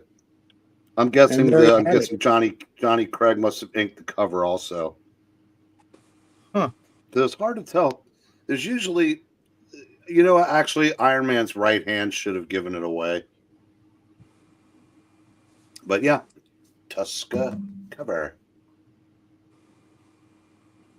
Alrighty. And you guys heard about the whole Gates thing? Apparently, Matt Gates is out as far as Attorney General. Yeah, and he's already nominated Pam Bondi. I keep thinking like, is it my little tinfoil hat? It was done to basically to help Trump basically find out who he needs. Basically, he can't work with. I also saw where he's already backing off of Kash Patel, and it. Just looks like the Uniparty's just kicking Trump's ass all over the place. Hey, if Gates goes and replaces Mark Rubio, for Florida, that's a win for them. But I said it started with, Trump wanted Rick Scott. He got a swamp rat. He wanted Matt Gaetz. He wasn't able to get him. If Kash Patel becomes the other, I think Mike Johnson, not the House Speaker, but a different one. It's just I'm sorry. I said we didn't elect him to compromise. We elected him to take a wrecking ball to the system. And, do you think that Gates was not really meant? It was a part of his plan, or do you think it was that's possible? I still would have liked to have seen it, though. It'd have been nice if it worked out to where. Here's the thing: not one Democrat voted against any of Biden's appointments. Not one. They all went through unanimously. And the Republicans are fighting Trump at every fucking turn. Sure. And so this is what Trump's going to do. He's going to point out who needs to be replaced, like Lindsey Graham, all these other ones. Graham's actually playing ball. Is he playing ball? Yeah. The ones that aren't playing ball, he's going to point. He said, like, the ones who are all against Gates being Attorney General, I hope that now they're all exposed, and then Trump's like, well. But it's not like he can get rid of them. I mean, you got to wait till they can be primaried, which will be 2 years from now. But 2 years from now, we might lose the House because of ineffectiveness everywhere else. Yeah. By the time we get the rhinos out, I'm just not sure it can be done. And that's what I said. It's kind of hard to get corruption. It's kind of hard to get new ones in, especially with the corruption. Because look at Tammy Baldwin got in by cheating again. 4 a.m. the day after it was already announced that he won, that Hovey won. Hopefully, then waits a week, decides Drake's feed. He's like, well, I got to get all the information. Then they basically he comes out a couple days ago and says, oh yeah, I'm not gonna challenge it, even though there's clear voter fraud and everything. No. I said it's become the running joke here in Wisconsin and stuff. It's like it's just they always cheat and they always get away with it because no one does anything. And that's if nothing else gets accomplished, election integrity has to be addressed. Yeah. Mm-hmm. Because I said, if I'm not mistaken, Harris didn't win a single state where voter ID was required. Yeah, and that's true. That's the stakes are too important because that means that the people that are pushing one side through are not contributing to anything. They're not giving. They're just takers. Yeah. Yeah. Anyway, We'll I don't want to derail this with politics. But, I think those were some very cool books you picked up. Oh, yeah. I said I see them whenever they have the box there at the desk, so I always go in there. They had Spider-Man one. They had the one where Doc Ock returns. They had the news book, the bulletin one, paper, the journal, the Daily Bugle one. I'm like, I kind of want to get that one. They even had Ant-Man with the gun cover, the gang war. Like they had those issues there. I was like, I kind of want to grab them, but I'm like, I'm very select in which books I want to get. I'm not trying to collect all of them in floppy format because I have, I have the digital trades, on hard drive discs and everything. Plus, I have Epic collections. Because I said, otherwise, if I start doing that, clicking all the Spider-Mans, I have to get rid of everything else. That, and then I also have to find out. Well, I have to use the money that I sold those books for to pay for the more expensive ones. But like I said, I'm happy that they're actually releasing trade stuff because there's a lot of books I'd love to get. I would love to have Iron Man #1 or Amazing Spider-Man #1. They'd be fun. But for how much it costs, I just can't see the reason to buy it. Oh yeah, I like what you're doing with those old Dell books. I mean, there's no way to finish any of those sets. No, but I mean, they're $5 to $8. It's pretty easy to find, books to add to the collection. We got what Micah did, getting those 200 and something in a row. That's amazing, but that's taken him his whole life. Yep. Most of the books I come across, the Dell ones, they're like $10, $8, $4. So they're in. I mean, I can justify that, and I get it here, a few here at a time because I know they're not going anywhere at the shops because people aren't really picking them up. Yeah. So, which is sad. It's also a good thing because they're popular, but they're not popular the people want to go out and buy them. So Jay, yes, sir. What are a couple of books that realistically you would consider grails, for lack of a better term? Okay. Kryptonite, Nevermore, Superman. That's Superman 238, correct? 233. Yeah. 233. Yeah, that's a realistic one I can get. With Starman 18, I think it was, or 16. Yeah. But I don't know about that. But the two the two most valuable DC Comics presents the I can't think 26 and then 48 and issue. Yeah, 47 or 48 with the Masters of the Universe. Wow, yeah. the Browns are gonna brown. 18 to 6, and they're losing now. That's funny. Amazing. Actually, if I can, I think I might be able to pull off. It'll be a lower grade, but a Golden Age Superman. And we're talking if I can get it $500-$600. It needs to be complete. The cover doesn't have to be attached, but I do want the book complete. So at this point, I kind of just want physical copies. Yeah, even if the cover is not attached, just to have it. Right. Yeah. Jay, are you how condition sensitive are you on the Kryptonite Nevermore? I would I'd be willing to look at some G's, but I'm really wanting very good or higher. Oh, so, yeah. If I can find it, I may be able to give you one to tide you over until you find a higher grade. Oh, I really? think I've got a second one somewhere, but it is anybody that's seen my house can attest to. I don't know where everything is right now, so there's Right. The great comic book and collectible museum is what that is. I mean that with the highest, in the nicest way, and the highest compliment. It's the Smith. What do you say? It's the Smithsonian. Yeah. It's its own little Everything in that room is old. Oh, including me when I'm in it. yeah. But Breen, you're the most valuable thing in your house. Don't you forget that. Yeah, you're the curator, the caretaker. And then when you get older, you'll have a caretaker. It's yeah. If I can find that, I'll be happy to send it to you. I'll Jackson, buy see, it from I you. didn't Yeah, say it. just No, name it. that's no. So when you see, I mean, it is. I think I got it for $1 when I got it, and right now it's in the shape it's in. It's not worth that much more, but it looks good in the bag. And like I said, That's good. It'll do till something better comes along. Oh well, shoot, man, that would Which be it did for that me. would greatly I mean, so appreciated. Yeah. Shoot, yeah, I'll throw that sucker in Mylar if you haven't already, and I'll put that on display. That would be a prized possession.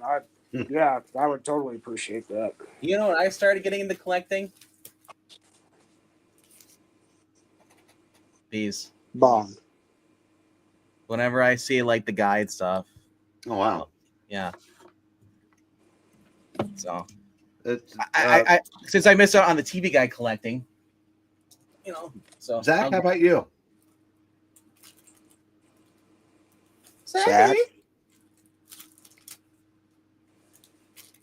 Zach Mr. has gone Banks. bye-bye. Oh yeah. I keep forgetting this. I gotta. So this is the one I think I'm sending to you. It doesn't have wait, actually this one might have the back.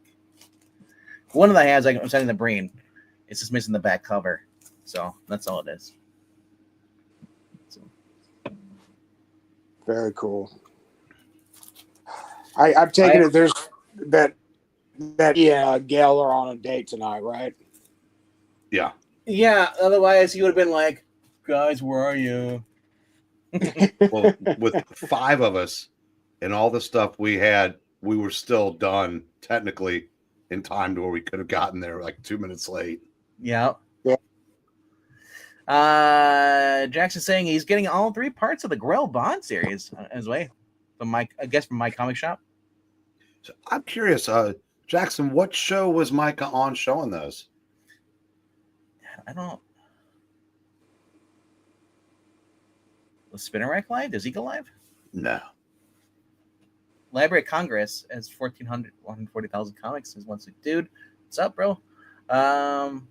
Yes, they do. They have the best comic book collection there is. You know what I want? I want Jackson to get his butt on here and go on camera and show his books. He's always telling me. I agree with that. He's always telling me, like, he's posting here. He's like, I got these books coming in from my comic shop. He lists the haul and stuff. I was like, dude, just show them off. I want to see them. I do too. Well, And Breen definitely does. Well, I think, as long as he wears a luchador mask and an N95.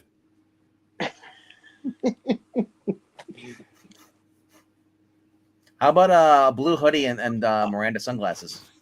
Psychotronic squirt gun. Yeah. I have this theory that Jackson is secretly Rob because their voices are so similar. No, he's he sounds like what's that guy's name? Powers Booth. Every time I hear Jackson speak. Yeah, Jackson has a smooth. Rob does too. I Yeah. think that's similar voices. But Powers Booth, go watch Southern Comfort with Powers Booth or any movie with Powers Booth and listen to it. Like, and then go watch that. Last year we had the New Year's live stream where he came on and was talking for a while, and it's like literally sounds like Powers Booth. The accent and everything. That's high compliment. He's a smooth operator. Well, I wouldn't go that far, but He's probably what were we? Extreme Prejudice with Powers Booth. That's Jackson. He's in charge of the cartel. That's where he's getting all his money from. and we're all on his list except for me because I'm his chat room BFF. Right, Jackson? I think I said names. Lenny and Squiggy. No, he was Shirley and I was Squiggy. No, he was Laverne and I was Squiggy, or him. I don't. That's not making me feel any better when you say that. Yeah, I know. I'm just giving you the accurate nicknames. He was Johnny and I was Chachi. Hey, you got rid of me.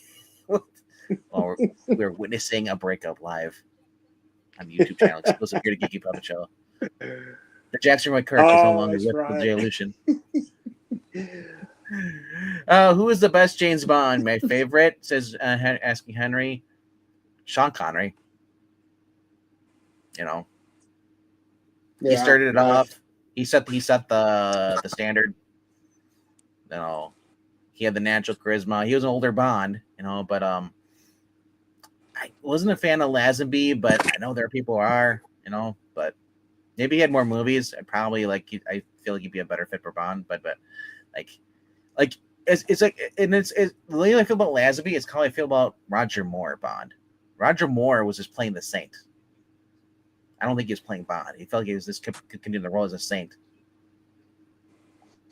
I liked him when I was a kid because he was the Bond. He was the first Bond I was introduced to. Well, yeah, he had good movies. It's just that the personalities from watching Connery and then going to Roger Moore, it's like, whoa, they shifted Bond's personality and everything. Pierce Brosnan was really, really great. Pierce Brosnan was returned to Roger Moore, but he also had that Sean Connery charm too, as well. Like it was like a combination for me, at least. Dalton's underrated. Because people wrote him off as soon as he was cast, and he got prejudged, and I think he actually did a good job. Think he also suffered from his 2 movies. Like they wouldn't let him drink. They're like Bond was no longer allowed to drink or smoke or like that. Oh, I forgot about that. Yeah. So it's like whatever reason, like they went away with it, but then so they waited 5 years, and then here comes Pierce Brosnan. He returns back to being the chauvinistic, kind of smoking, drinking womanizer.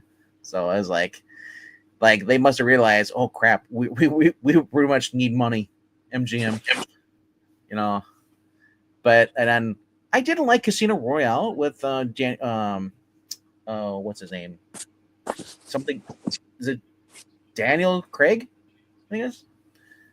Mainly because the reason I liked it more because because it was straight up action. You had the chasing, the parkour stuff. I like that, I like him as an actor. I just don't. He's just not Bond to me. That's me though. So sure.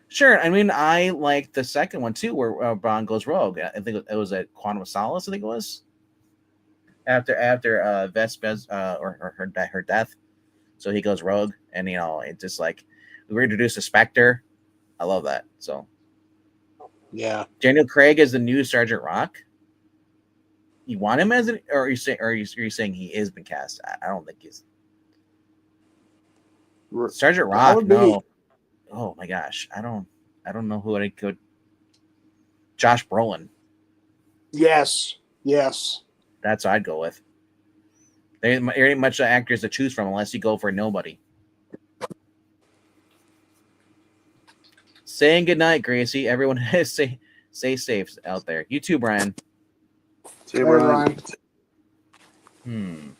Hey, what's up, Trusty? Says I like Lazenby. I wish he had gotten more than one movie. And that probably would change my opinion. Right? It's like when you get these first issues, it's like usually I'm pretty lenient on comic books, but sometimes like you get a comic book issue that just plain sucks. But unfortunately, that wasn't the case with Lazenby. Lazenby, I kind of want to see another one, but I was like, he just felt like he was out of place because they gave him one movie and then they decided to move away from him. He was there because Connery quit. Yeah, and then he came back. Yeah, So it was like a weird. It's like it's like, hey, I'm Bond. I'm like, did one movie, bro. You're not Bond. It's like, but it wasn't a bad performance. I'll say that. So they really are doing a Sergeant Rock movie. Because Jackson's saying that the correct thing is 99%. He's 99% sure that they're going to cast Craig as Sergeant Rock with a British accent. Well, he could do an American accent. I mean, he is an actor. I've never really seen him do an American accent. What movie would I watch that in? I don't know, but I'm sure he can do one. I mean, again, he's an actor. You know, I liked him more than anything else was Layer Cake. Oh, that movie did look good. I never saw it, but it looked. Go funny. Check it out. It's a very good movie. He was good in Road to Perdition. He was a really good bad guy in Road to Perdition. I liked him in that. Oh, what is the one where he's in the woods? He's the Russians, where they are resisting against the German invasion. I can't remember what it's called. It came out in the early 2000s. Huh. But Casino Royale from the 50s with Peter Lorre as Le Chiffre, or I can't pronounce that. Never watched the spoof, Casino Royale one, but seeing some of the actresses in there, the blonde that's in there, I saw a clip where she's like trying out kissing each guy, like giving test runs. I was just like, man, it's like there's actually had some good looking women in this show, in the movie. So Defiance, thank you. That's what I was thinking of. Defiance. That's another one. Layer Cake and Defiance are my two favorite movies by Daniel Craig. Cool. Once it says it's better to go sometimes with a nobody. The film is to keep the expectation more realistic. Michael Dudikoff in American Ninja. You can hit home runs with nobodies. I'm trying to think. It's like I don't want to say like Garrett Hedlund. Remember in Tron Legacy? I don't remember seeing him in anything before that movie, but I thought it was done pretty well. The only thing that was kind of weird was the show. I think he was in a show before that, before Tron Legacy. And I can't remember what it was though. Yeah, he's currently on Tulsa King. Yeah. Friday Night Live. He was on Friday Night Live. Okay, yeah. But Tulsa King, if you've not been watching Tulsa King is awesome with Stallone. It's especially if those who are tired of all the DEI inclusion, all that stuff. That's not Tulsa King. Tulsa King questions the stupidity of pronouns, stupidity of a lot of stuff, and they had some Frank Grillo's been on there as a mobster. The guy who plays Chicky, Dominic something. He was in Reacher season 2 as a cop. He's also, I think he was also in, was he in The Wire? Who? The guy who was in the cop in Reacher 2 season 2. Oh yeah. He was Herc on The Wire. His partner was the guy that was the priest on Walking Dead. That Gabriel. Yeah, Gabriel. Yeah. That guy was also on. It's funny because that actor too, the actor played Gabriel, was also on Teen Wolf. So it's like that guy is just popping up everywhere. Guys, I'm gonna go and take call tonight. I had fun. I'll talk to y'all later. Okay. Yeah, right, Jed, take care. Yeah, we're probably gonna end it soon. Probably for another 12 minutes, maybe. I don't know. Get even 2 hours. Zach's been quiet too. He's probably counting the days of Christmas. I think Zach, we could just leave and see if he notices. If we could just go hide back behind stage and just let him be on air by himself for like 15 minutes. No, everyone. Oh man. So yeah, there's like Tulsa King has been fun, and Neil McDonough was on there too. Another awesome actor. He was Dum Dum Dugan in Captain America: First Avenger. So Justified. You don't want to see. He was in a show called Boomtown. Remember the guy that was Limehouse? Yeah. Well, they were. That's not the first time they've acted together. They were stars of a show called Boomtown. That basically, do you remember the premise of that? It's been a while since I watched it. The story would be told from the law enforcement perspective and then the criminal's perspective. Yeah. It was a really unique way to do a show, and it was very good. But I don't think that's the kind of show that should have been on like FX or AMC because it was never Yeah. going to appeal to enough people. Yeah, Justified was the first show I actually sat down and watched, and through FX, and Justified. The reason I knew about it existing because I went to a theater, and that was before they usually have like the screen gems or whatever, behind the scenes stuff, and they were doing for FX, and it was a new show called Justified. I'm like what? It's like, so then I went and I've actually sat down to go watch it. I was like, wow, because I'm not it's like Bosch. I'm not really into like shows like that, and it was the first time I actually sat down for a non-procedural cop show, and it was more like a wild. The way to Justified was like, it was just out there. It was every episode you had no idea what was going to happen next. You just knew that there were certain players, and yeah, it was just entertaining.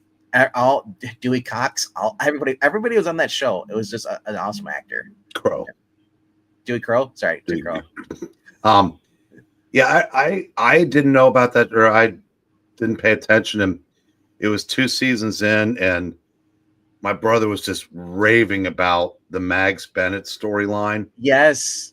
And then someone else chimed in, so I said, "All right, this was back before you didn't. I mean, I don't know if you could get DVDs right away, but someone made copies of the shows for me, and I binged them. And from that point forward, I was completely addicted. And it's in my all-time top 5 favorite shows. Because when it came out, like my dad had just bought one of those DVD-R things where basically you can record off cable and put it on, burn it onto a disc if you want to. Yeah. Yeah, I don't remember. I think, I mean, I don't remember what the turnaround was from when, if season 1 was out on DVD when season 2 was airing, but he was right. Mags Bennett, that season is good. I mean, I put Justified season 2 up with House of Cards season 1, Wire season 3. I mean, there's like great shows. Even the great shows have their best season, and season 2 of Justified was just unbelievable. Well, excuse me for a moment, guys. Jay is asking me to lull him to sleep with my Powers Booth voice. If you want to jump on, let me know. I'll put a link out. But I think Jay's already gone though. Didn't he leave? Yeah, he's on the chat. So. No, Justified is just a very fun show. Even the final season, like they just did that little comeback season, and it takes place in Detroit. I forgot who the villain is, what the actor's in, but he looks just like Garrett Hedlund does right now. In House of King. He was great. I mean, Boyd the villain was great. His real name was Boyd something. Yeah. Yeah. Unfortunately.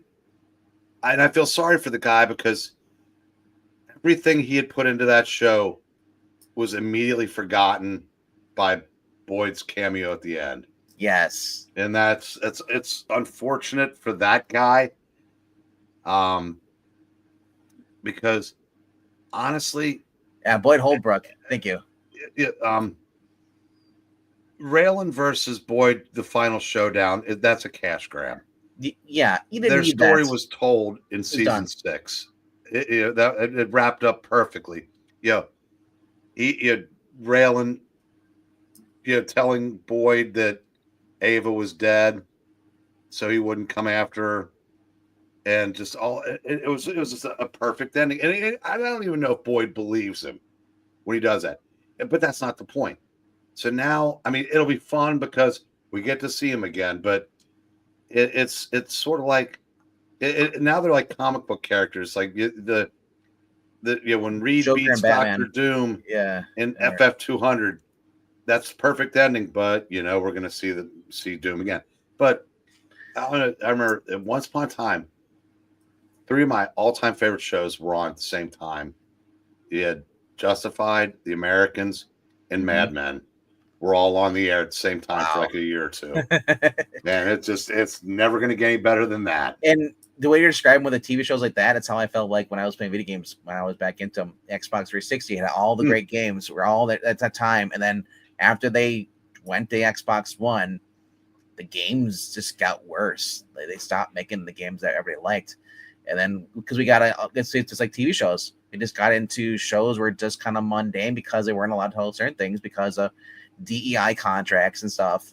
It just the writing sucked. The DEIers, it's just like the ideas were gone, and it's kind of like if you've been following Justine Bateman on Twitter, she said that it's like creativity was outlawed for 4 years or even longer than that. I would answer James' question. Never watched. I didn't see the 2 seasons on Netflix, but the ones on A&E I really liked. And someone who you nerds put just consider a sex goddess, which I've never understood. Kate Sackhoff. Katie Sackhoff. The best she ever looked was in her deputy's uniform on Longmire. But you would like Longmire, Vank. I'm very confident you would. My friend's dad was watching it. He liked it. He liked Justified. It's no Justified, but it's good. No. Did you ever watch The Americans? I watched parts of it. I said that one's I don't say this often. Better than Bosch. Wow. Because Bosch is in my 6 through 10 somewhere. But Americans was phenomenal. I haven't watched The Shield. I haven't watched The Wire. I haven't watched a lot of the shows you're talking about. I've only watched Justified and Bosch. I need to watch Shield. Yeah. There's a box set at my shop. What's that? The Shield. They have the complete season, complete series, box set. So how much they asking for? I haven't looked at the price of the buy. It shouldn't be much, but if it's not much, you should think about it. Because I said, of course, I'm not using stream now, but I like having the physical because I have them all in individual seasons. So they take up more room than they should. But I just I don't think we might be hitting pause on the censorship for now. But honestly, I hope so because like I said, if you check out Tulsa King, that is just a fun show. I wish it gets more popularity than it probably. I don't. I guess that's the thing is I don't hear anybody talk about it. I just found out my brother was watching it, and I've been reviewing it around for about 2 seasons now. And they're like, if you watch when shows like Community are streaming and they've censored entire episodes. I don't want to take a chance on that. If it's something that's important to me as far as a good show or whatever, I want to be able to see it as they were meant to be seen. I think one man of Band while was CC Pounder. Yeah, actually, Jamin, I do. I would give Bosch a kidney, but like I said, they're both my all-time top 10, but Americans is in my top 5, and Bosch is probably 6 or 7. Here's the thing, though: when shows get spin off, the spinoffs don't really work too well. Bosch Legacy's been fun. Oh yeah, just we're done with that chapter of his life. Bosch, you got 7 seasons now. His daughter's older. Bosch is so good that of all the characters from the series, the 2 that I liked the least were the 2 that went with him, and I still love it. Oh yeah, Mimi Rogers. Yeah, I just and I like them, but I mean, there's, I said, I would have, Billets. I would have loved. In fact, oh my gosh, Billets! Why is we have not seen her? She's about the only one we haven't seen in any way, shape, or form. Obviously, Chief Irving, which obviously we can't have now. Can't just pass away. But it said, and hopefully they said that if the Ballard show does well, that J. Edgar might get made. Which when is the Ballard show coming out next year? I think so. Yeah, Maggie Q is the head lead. Yeah. It's been a while since we had Maggie Q in a show since what was she was in Designated Survivor, I think. No, that was post Nikita. Yeah, Nikita was the last one she was in before. Well, no, I said Designated Survivor was after that. Well, I'm just saying I didn't watch it. The last time I watched it was Nikita. Oh, okay. Yeah, which and- was a better show than it should have been. oh my gosh. I still haven't watched the original. I've been told I should watch the original, but I'm like, now that I've seen the other season, the reboot, I wonder if I'd really like the original as much because I just like Mickey Q as an actress. I think same here, and I like Shane West. yeah, and the the dude from One Walk to Remember also played then after because this he goes on to go on Gotham and he's played Bane. Bane. Yeah, It's like what is it? and I think I'm pretty sure he got killed in one of the screams or something like that. But Yeah, I liked no the guy that played the comic book nerd who was a bad guy when he worked at first for Division, then ended up joining the team. Yep. And got a lot less nerdy. And the girl that the second lead girl on Nikita, who ended up being on Agent Carter's second season. Yeah, I really liked her. I can't remember her name. The I'd have brunette? to look it up. Dominique something was it? Oh. I don't even know if I know if you told me, but But she put Alex on the show you're talking about, Nikita. That the brunette that was her apprentice. Yeah. Lincoln Lawyer. I'm assuming you're bringing it up because he's related to Bosch. And if you did not know that, sorry. They are actually half brothers. And so like I know that because the books, my Michael Connolly, and Lincoln Lawyer, that character, he's gonna be appearing in Bosch Legacy, the final season, later this year. I'm surprised it hasn't come out yet. Unless it got kicked back to next year, because I'm like I need a show to watch now. Tulsa King's over. I need something to watch. Rookie's on pause. That's the one I've been watching with it was actually talking about with what's his name, Nathan Fillion, ABC show. I got to take exception with Jamin again. Yeah. Hotter, yes. Way. Now, if you go back to her Maggie Q's days as in Hong Kong action cinema, wow, I'm not so sure I could say way, but I will concede that P. Wilson was hotter. But what I liked about Nikita was it was more human. I mean, because it was a weekly series and not a movie, there was time to flesh out the characters.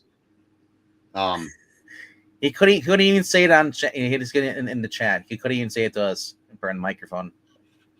Oh, my personal preference is her too, yeah. But I said I had no intention of ever watching more than one episode of Nikita. I think I ended up watching it all the way through. Yeah, same here. And then the villain, the guy who was in charge of the outfit. He was in season 2 of 24. He flew a plane loaded with nukes into the sunset. All right, so on Walking Dead, he was the original leader of the kingdom until Maggie took over as the leader of the kingdom. Yeah. So I was like, hey, I know that guy. Like I said, there's a lot of cool shows I watch that come on out. One of the shows I loved watching was The Dead Zone with Michael Anthony Hall.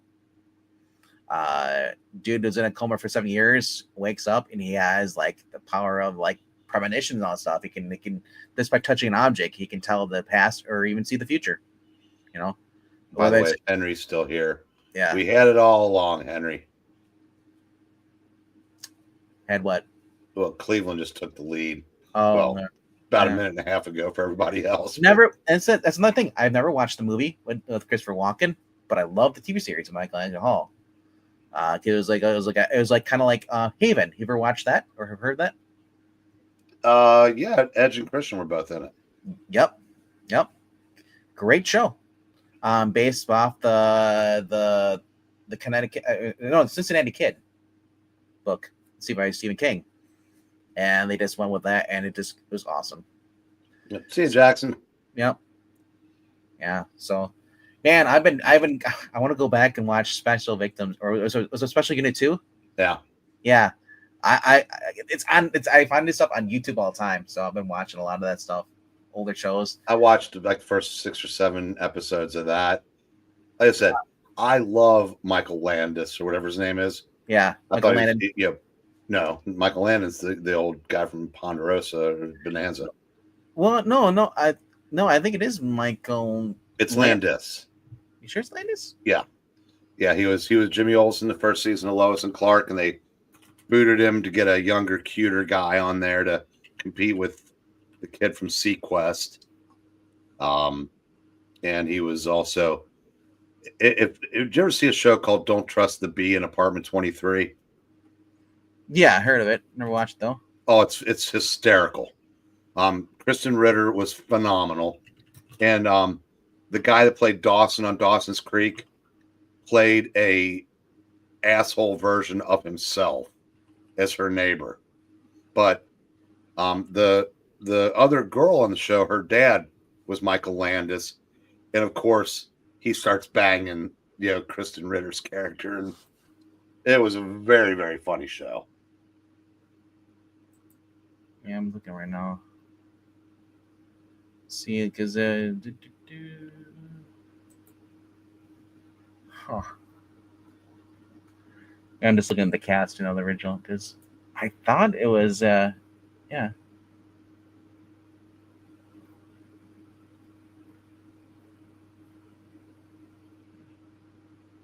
Yeah, okay, Landez with the ES, okay. Yeah. And his co-star in that doesn't act anymore, but she's got like a YouTube channel, but it has no subscribers. Yeah, that's another Well, show. she films from all over the world because she travels the world. Yeah. Speaking of shows, yeah, the New Adventures of Lois Clark, the New Adventures of Superman.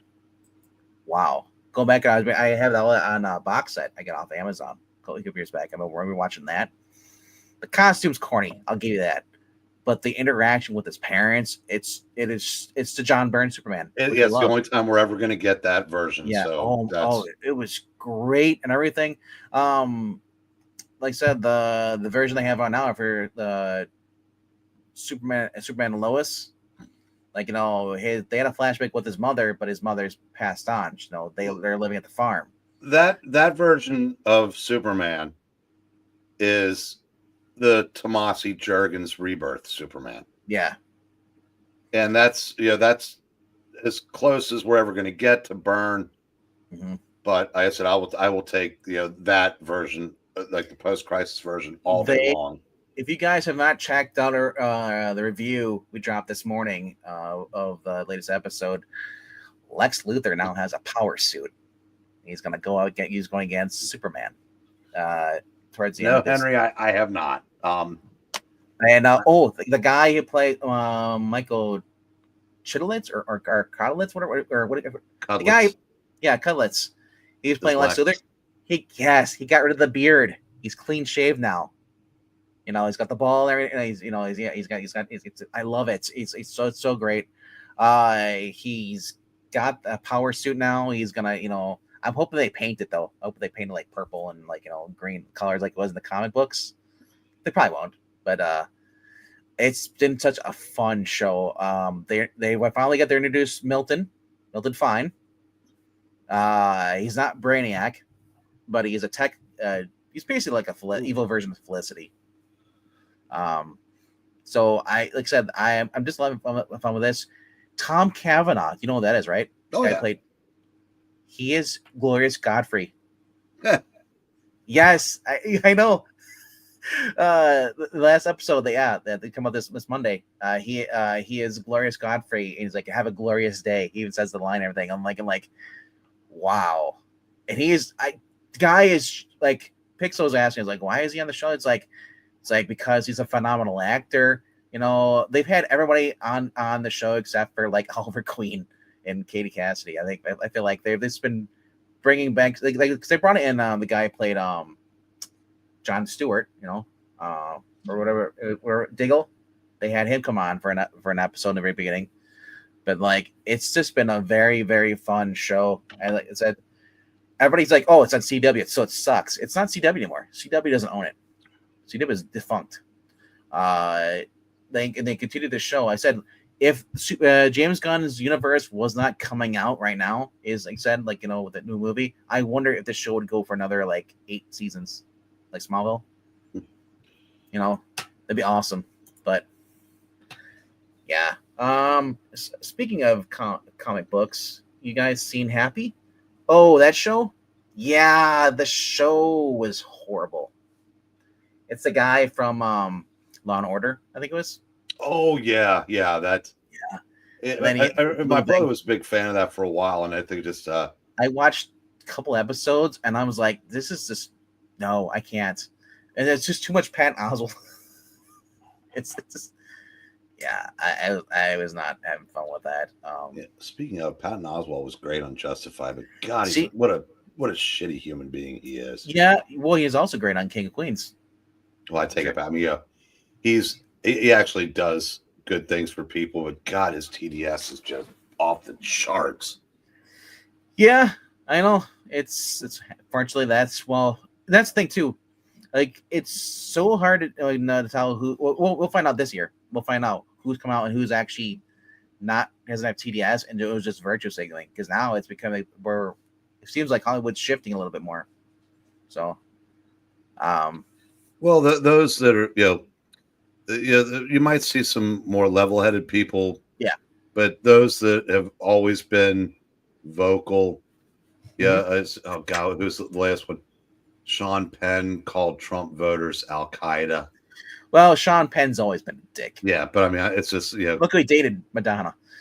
It's like just shut up. Naked Jungle, 1954. Yeah.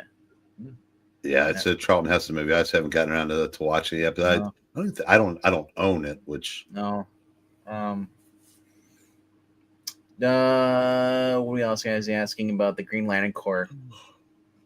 The show, or you're talking about the actual Jeremy Adams book? No, I think there's a show coming. There's one with Jon Stewart I saw. And I think he's the main character. Okay, so what I thought is hilarious about this is that people are complaining he's not dark enough. Remember the whole Storm thing? Oh yeah. I was like, really? That's your takeaway? My thing is that it's Tom King's attached to it, and James Gunn is quoting he's pulling from like Tom King stories. I'm like, no, go read the Jeff Johns stories. If you're gonna do stuff with Green Lantern, Johns created the whole new popularity for Green Lantern and everything. It'd been popular in the 90s, but I say like it kind of exploded in the 2000s. With EVS being brought on, doing the art and everything. I feel like the character became more popular, especially with Hal Jordan and Jon Stewart. And it is kind of weird, like you're gonna focus on Jon Stewart but not Hal Jordan. I mean, they're gonna bring Hal Jordan in as a minor character and be an older guy, because I thought Hal and John were around the same age roughly. I thought they were. Yeah, because remember the rumor was they're gonna get Josh Brolin to be Hal Jordan, but not if you're gonna cast a younger guy like that for John. And it's just kind of weird. I don't know. Like, yeah, anything where James Gunn says he's like praising Tom King's books, that's a red flag for me. Yeah. Yeah, I'm sorry. I'm right now what they're talking about Dan Slott going on Superman. I got my Triangle Era book omnibus. I am reading through that first time, and I'm having a blast. I have good Superman. The John when he became after post crisis, after they went into the childhood Johns and everything. I'm a fan of that. I don't like where I'm Superman and Clark Kent is my mask. That bullshit doesn't fly for me because that's Batman. Only Batman should have that, where Batman is who he is. Bruce Wayne is the mask. Because why? I don't want to have Superman be the same thing. Where, it's like no, because they're supposed to be opposite of each other. One's the light operates in the light, one operates in the dark. But apparently the new people don't understand that, and they're like, oh, let's do space stories. You want space stories? You got Green Lantern. I don't need Kryptonians showing up. I'm like, Jor-El is alive again. Wait, Jor-El's grandfather's alive. It's like I'm just sick of that. the last son of Krypton. Or, sorry, Krypton. Like, I was okay with Supergirl. I was okay with Connor.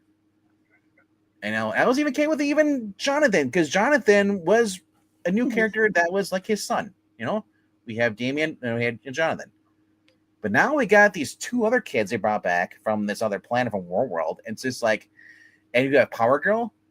There's way too many people in the Superman family, with a point where, like, why is there any wars at all? Like, the villains should be locked up. They have all these Kryptonians, the strongest beings on the planet. Can't take out the villains. It's just, yeah, logic goes out the window. But hey, what are you gonna do? I said I go back and I read the old school DC. Marvel, I prefer Silver Age Marvel. DC, more like the 2000s, post-crisis in the 2000s, right of the New 52. That's my era for DC, but Marvel has always been, for me, has been Silver Age. I love Spider-Man in those early 60s going through the 80s, 70s, and then by the 80s, I kind of dip out a little bit. But, 80s is my favorite period of Marvel. It's, like I said, it's like, once we started getting into the second Clone Saga, the first Clone Saga is like, okay. Well, that's well into the 90s. Yeah. But I mean, 60s was where it all got started. 70s was where it kind of came into its own. The 80s was where it grew up. And for me, I said the truly memorable series in the 90s for Marvel was the Hulk. And there have been good patches up through 2010 or 11. Mm-hmm. Not really anything after that, but anyway, it's been well over 2 hours now. We should probably wrap this up. Yep. It's starting to become like an Adam Cole monologue on Dynamite. Going on for too much. This is where everybody drops instantly. As soon as I ask it, it's like, hey, you guys can spare some change. Boom, they're gone. Click 18 people, man. I kind of want to stay though. How many? 18 people watching, man. Really? Yeah, I did not expect this. Wow.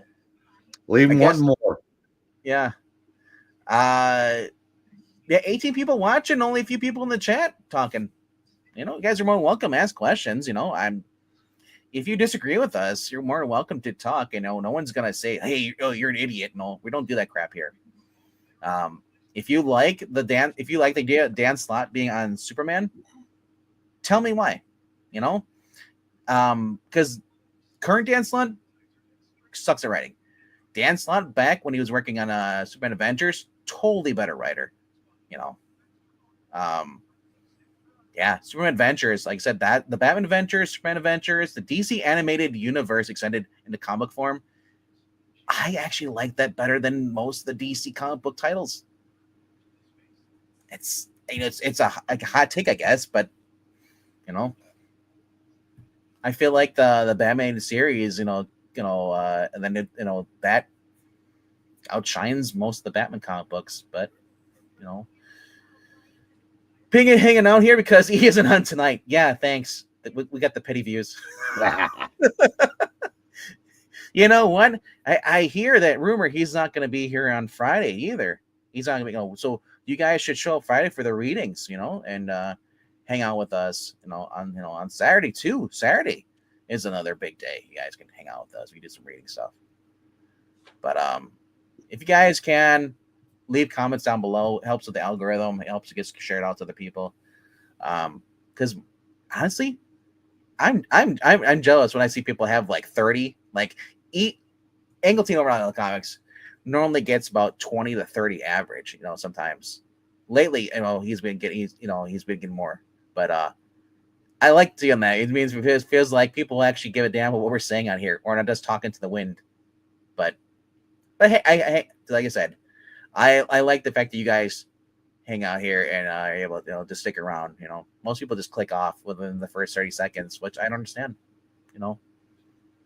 But anyway, though, people hang out. I go over here. 162 says, I might as long as Teen Titans Go. You don't like the Teen? Well, okay. Teen Titan Go we read is the I'll be right back. earlier ones. We're not reading the new cartoon ones, or they're all chibi form. But I think we have a lot of fun with those because the fact we can just goof off. It's aimed towards kids. It's not offensive. It's not this new stuff, where they have like indoctrination put in there, and it's like I don't need to hear about a 15-year-old boy talking about his sexuality in a comic book, I mean, liking girls, sure, that's one thing, but it's like, it's when it's deliberately the book is just about them, like, what their sexual preferences are. I don't care for that. Especially when it's not advertised on the cover. Clickbait. I don't like clickbait covers. For me, so Henry says Marvel is 1961 through 1991. Okay, ain't that bad. My favorite stuff for me are based Ditko or Ramita. I'm assuming you mean Ramita Senior, or do you mean both, or Junior as well? Cullen, Kirby, Buscema. Which Buscema? Both? Barry Windsor Smith, John Byrne, Frank Miller, Perez. Henry, are you like an more into the art, or are you more, or do you like the stories? Like, do you pick up stuff for the art only, or do you pick it up like because you want the story as well? Because like, or I'm more art. I like art's really a bonus for me, but the story for me is a must. I can't get into a comic book if the story sucks. I don't care how good the art is. You can have John Byrne on the art, but if the story is not good, I just can't, stay interested.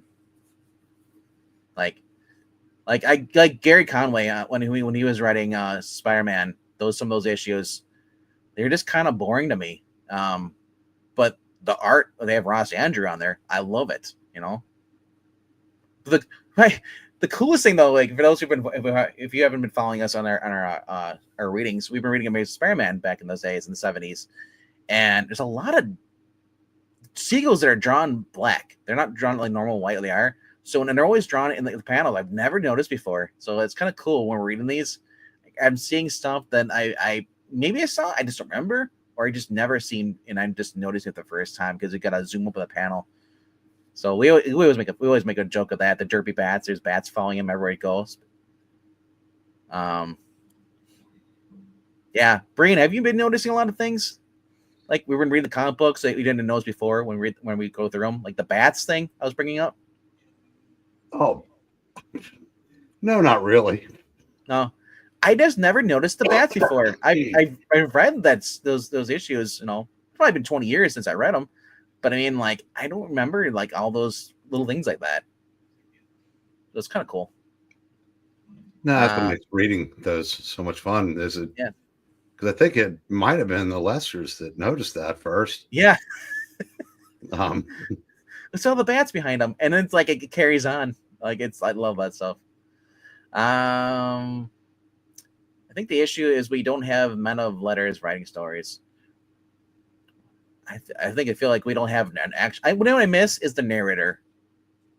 Like the narrator is always a fun part. In the book.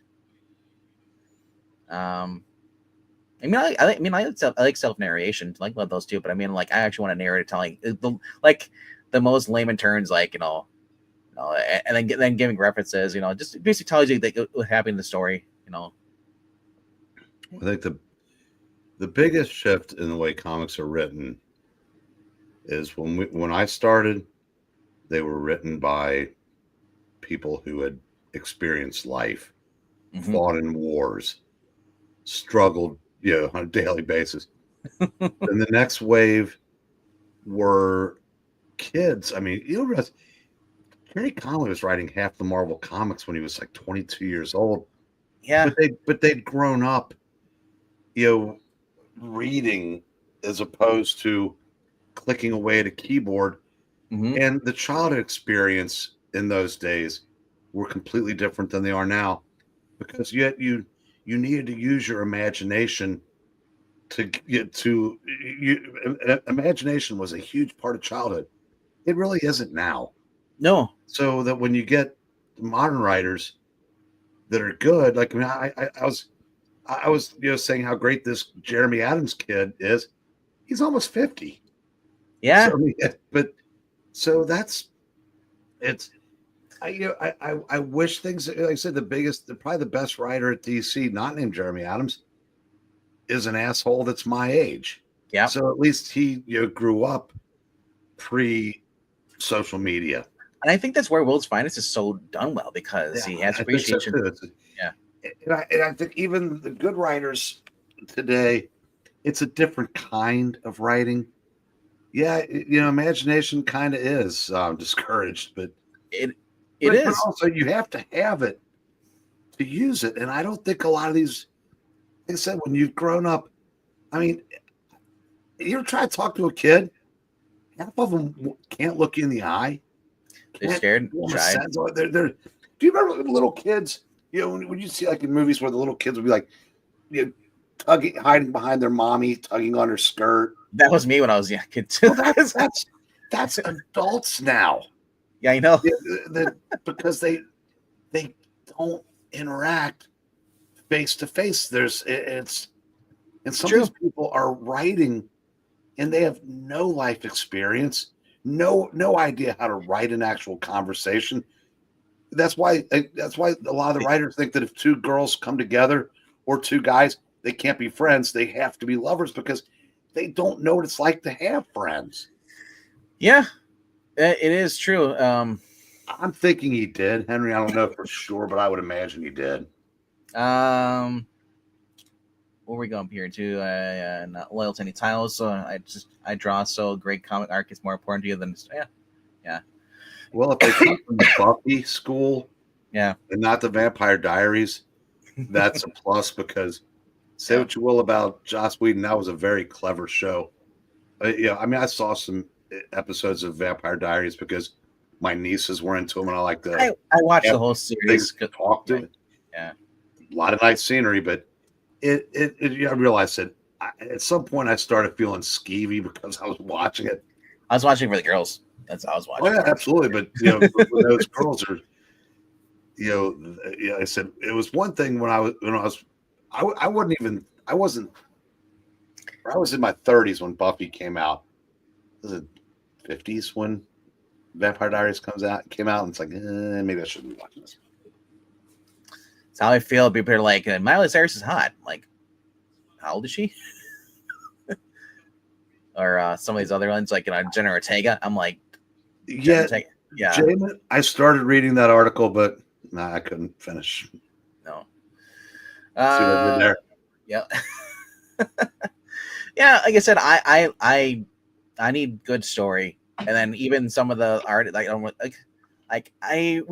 was the one we read? With the girl getting revenge because they killed her son and her husband, so they should go.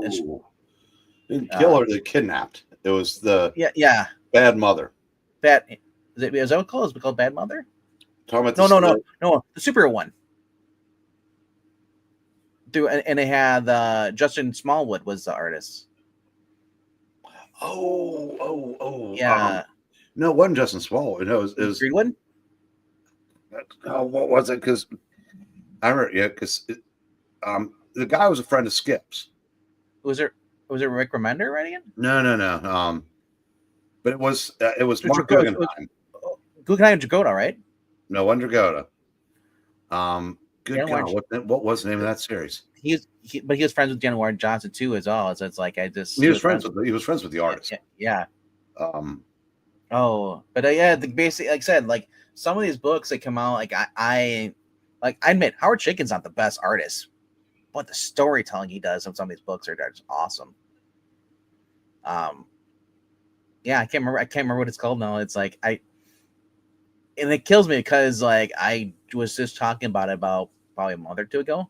We brought it up, and it said like, I need good story. Like you can have good art, the best artists on there, and the story just not offensive. Like it's not like Bendis saying Clark Kent is Superman, that crap. But it like just more like it's just kind of mediocre. You know, I need a good story. All right, do you guys like Strange Talent of Luther Strode? That Your rings name? a bell, but I don't know exactly what that is. Yeah. Huh. Yeah, I've never heard of that before. Is that a new comic book that's out now, or is it, or what's the creative talent on it? Dark Horse, Image. Yeah, that's another thing too. Yeah, Image has got a lot of weird art there. You know what? I was just thinking about that. Was it Jason or Jack or Madeira? The one that's got he just brought back that other series that came out last year, 2 years ago. I gotta look it up again. I just saw it the other day. Like they had a trade. It was a guy who did I gotta look at my books now on comicsology. Or like that's the thing that kills me. Like a creator comes back, starts a book, and then leaves it. Torrent. Torrent. That's it. Yeah, that's that one. Justin Greenwood. He's got Justin. Oh, okay. Justin Greenwood was Skip's friend. Yeah. Oh. Comic book site. Thank you, Google. Right. Let's see here. Oh, wait, I gotta look it up now quickly. I got way too many books. Scrolling.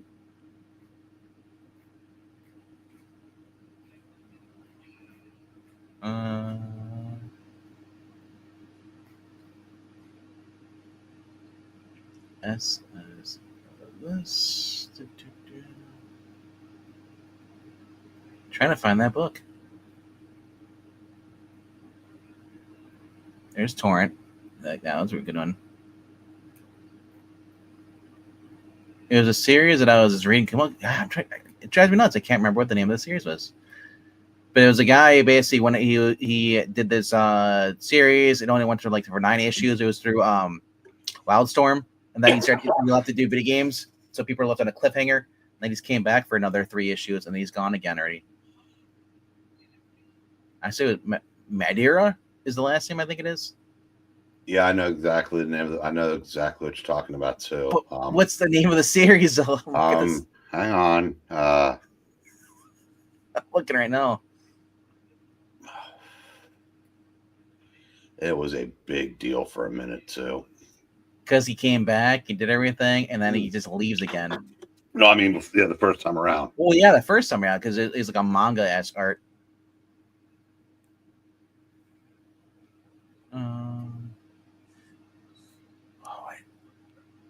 It's on the tip of my tongue. It's okay. Again.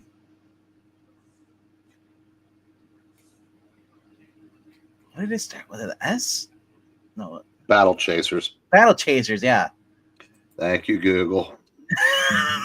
I saw a trade yesterday for that, and it reminded me, like, well, yeah, whatever happened to Battle Chasers? Another series. The guy, it's like, I'm curious. I'm gonna look it up now because I'm curious to see what the hell's going on with that. Did the guy die? Did he did the series get canceled because we weren't selling enough issues? Yeah.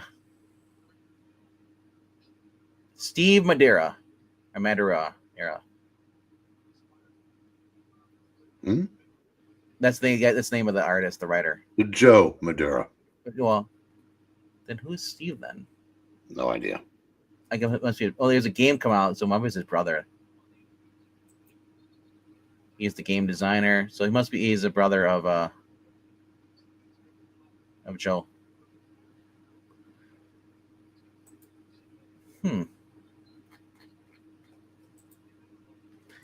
Yeah, it's like I said, I was loving that comic, and all of a sudden it's just gone.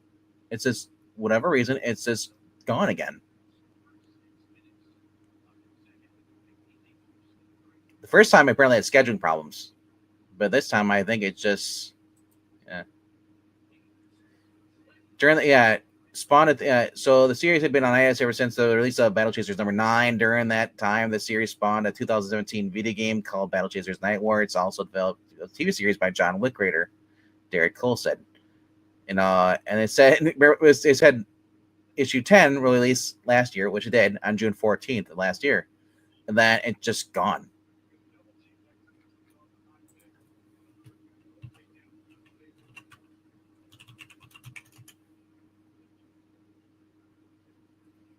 Yeah, yeah. Doesn't it kill you? Like, when you get a comic book, you're like excited, like, oh, it's cool, and then all of a sudden it just drops out of nowhere.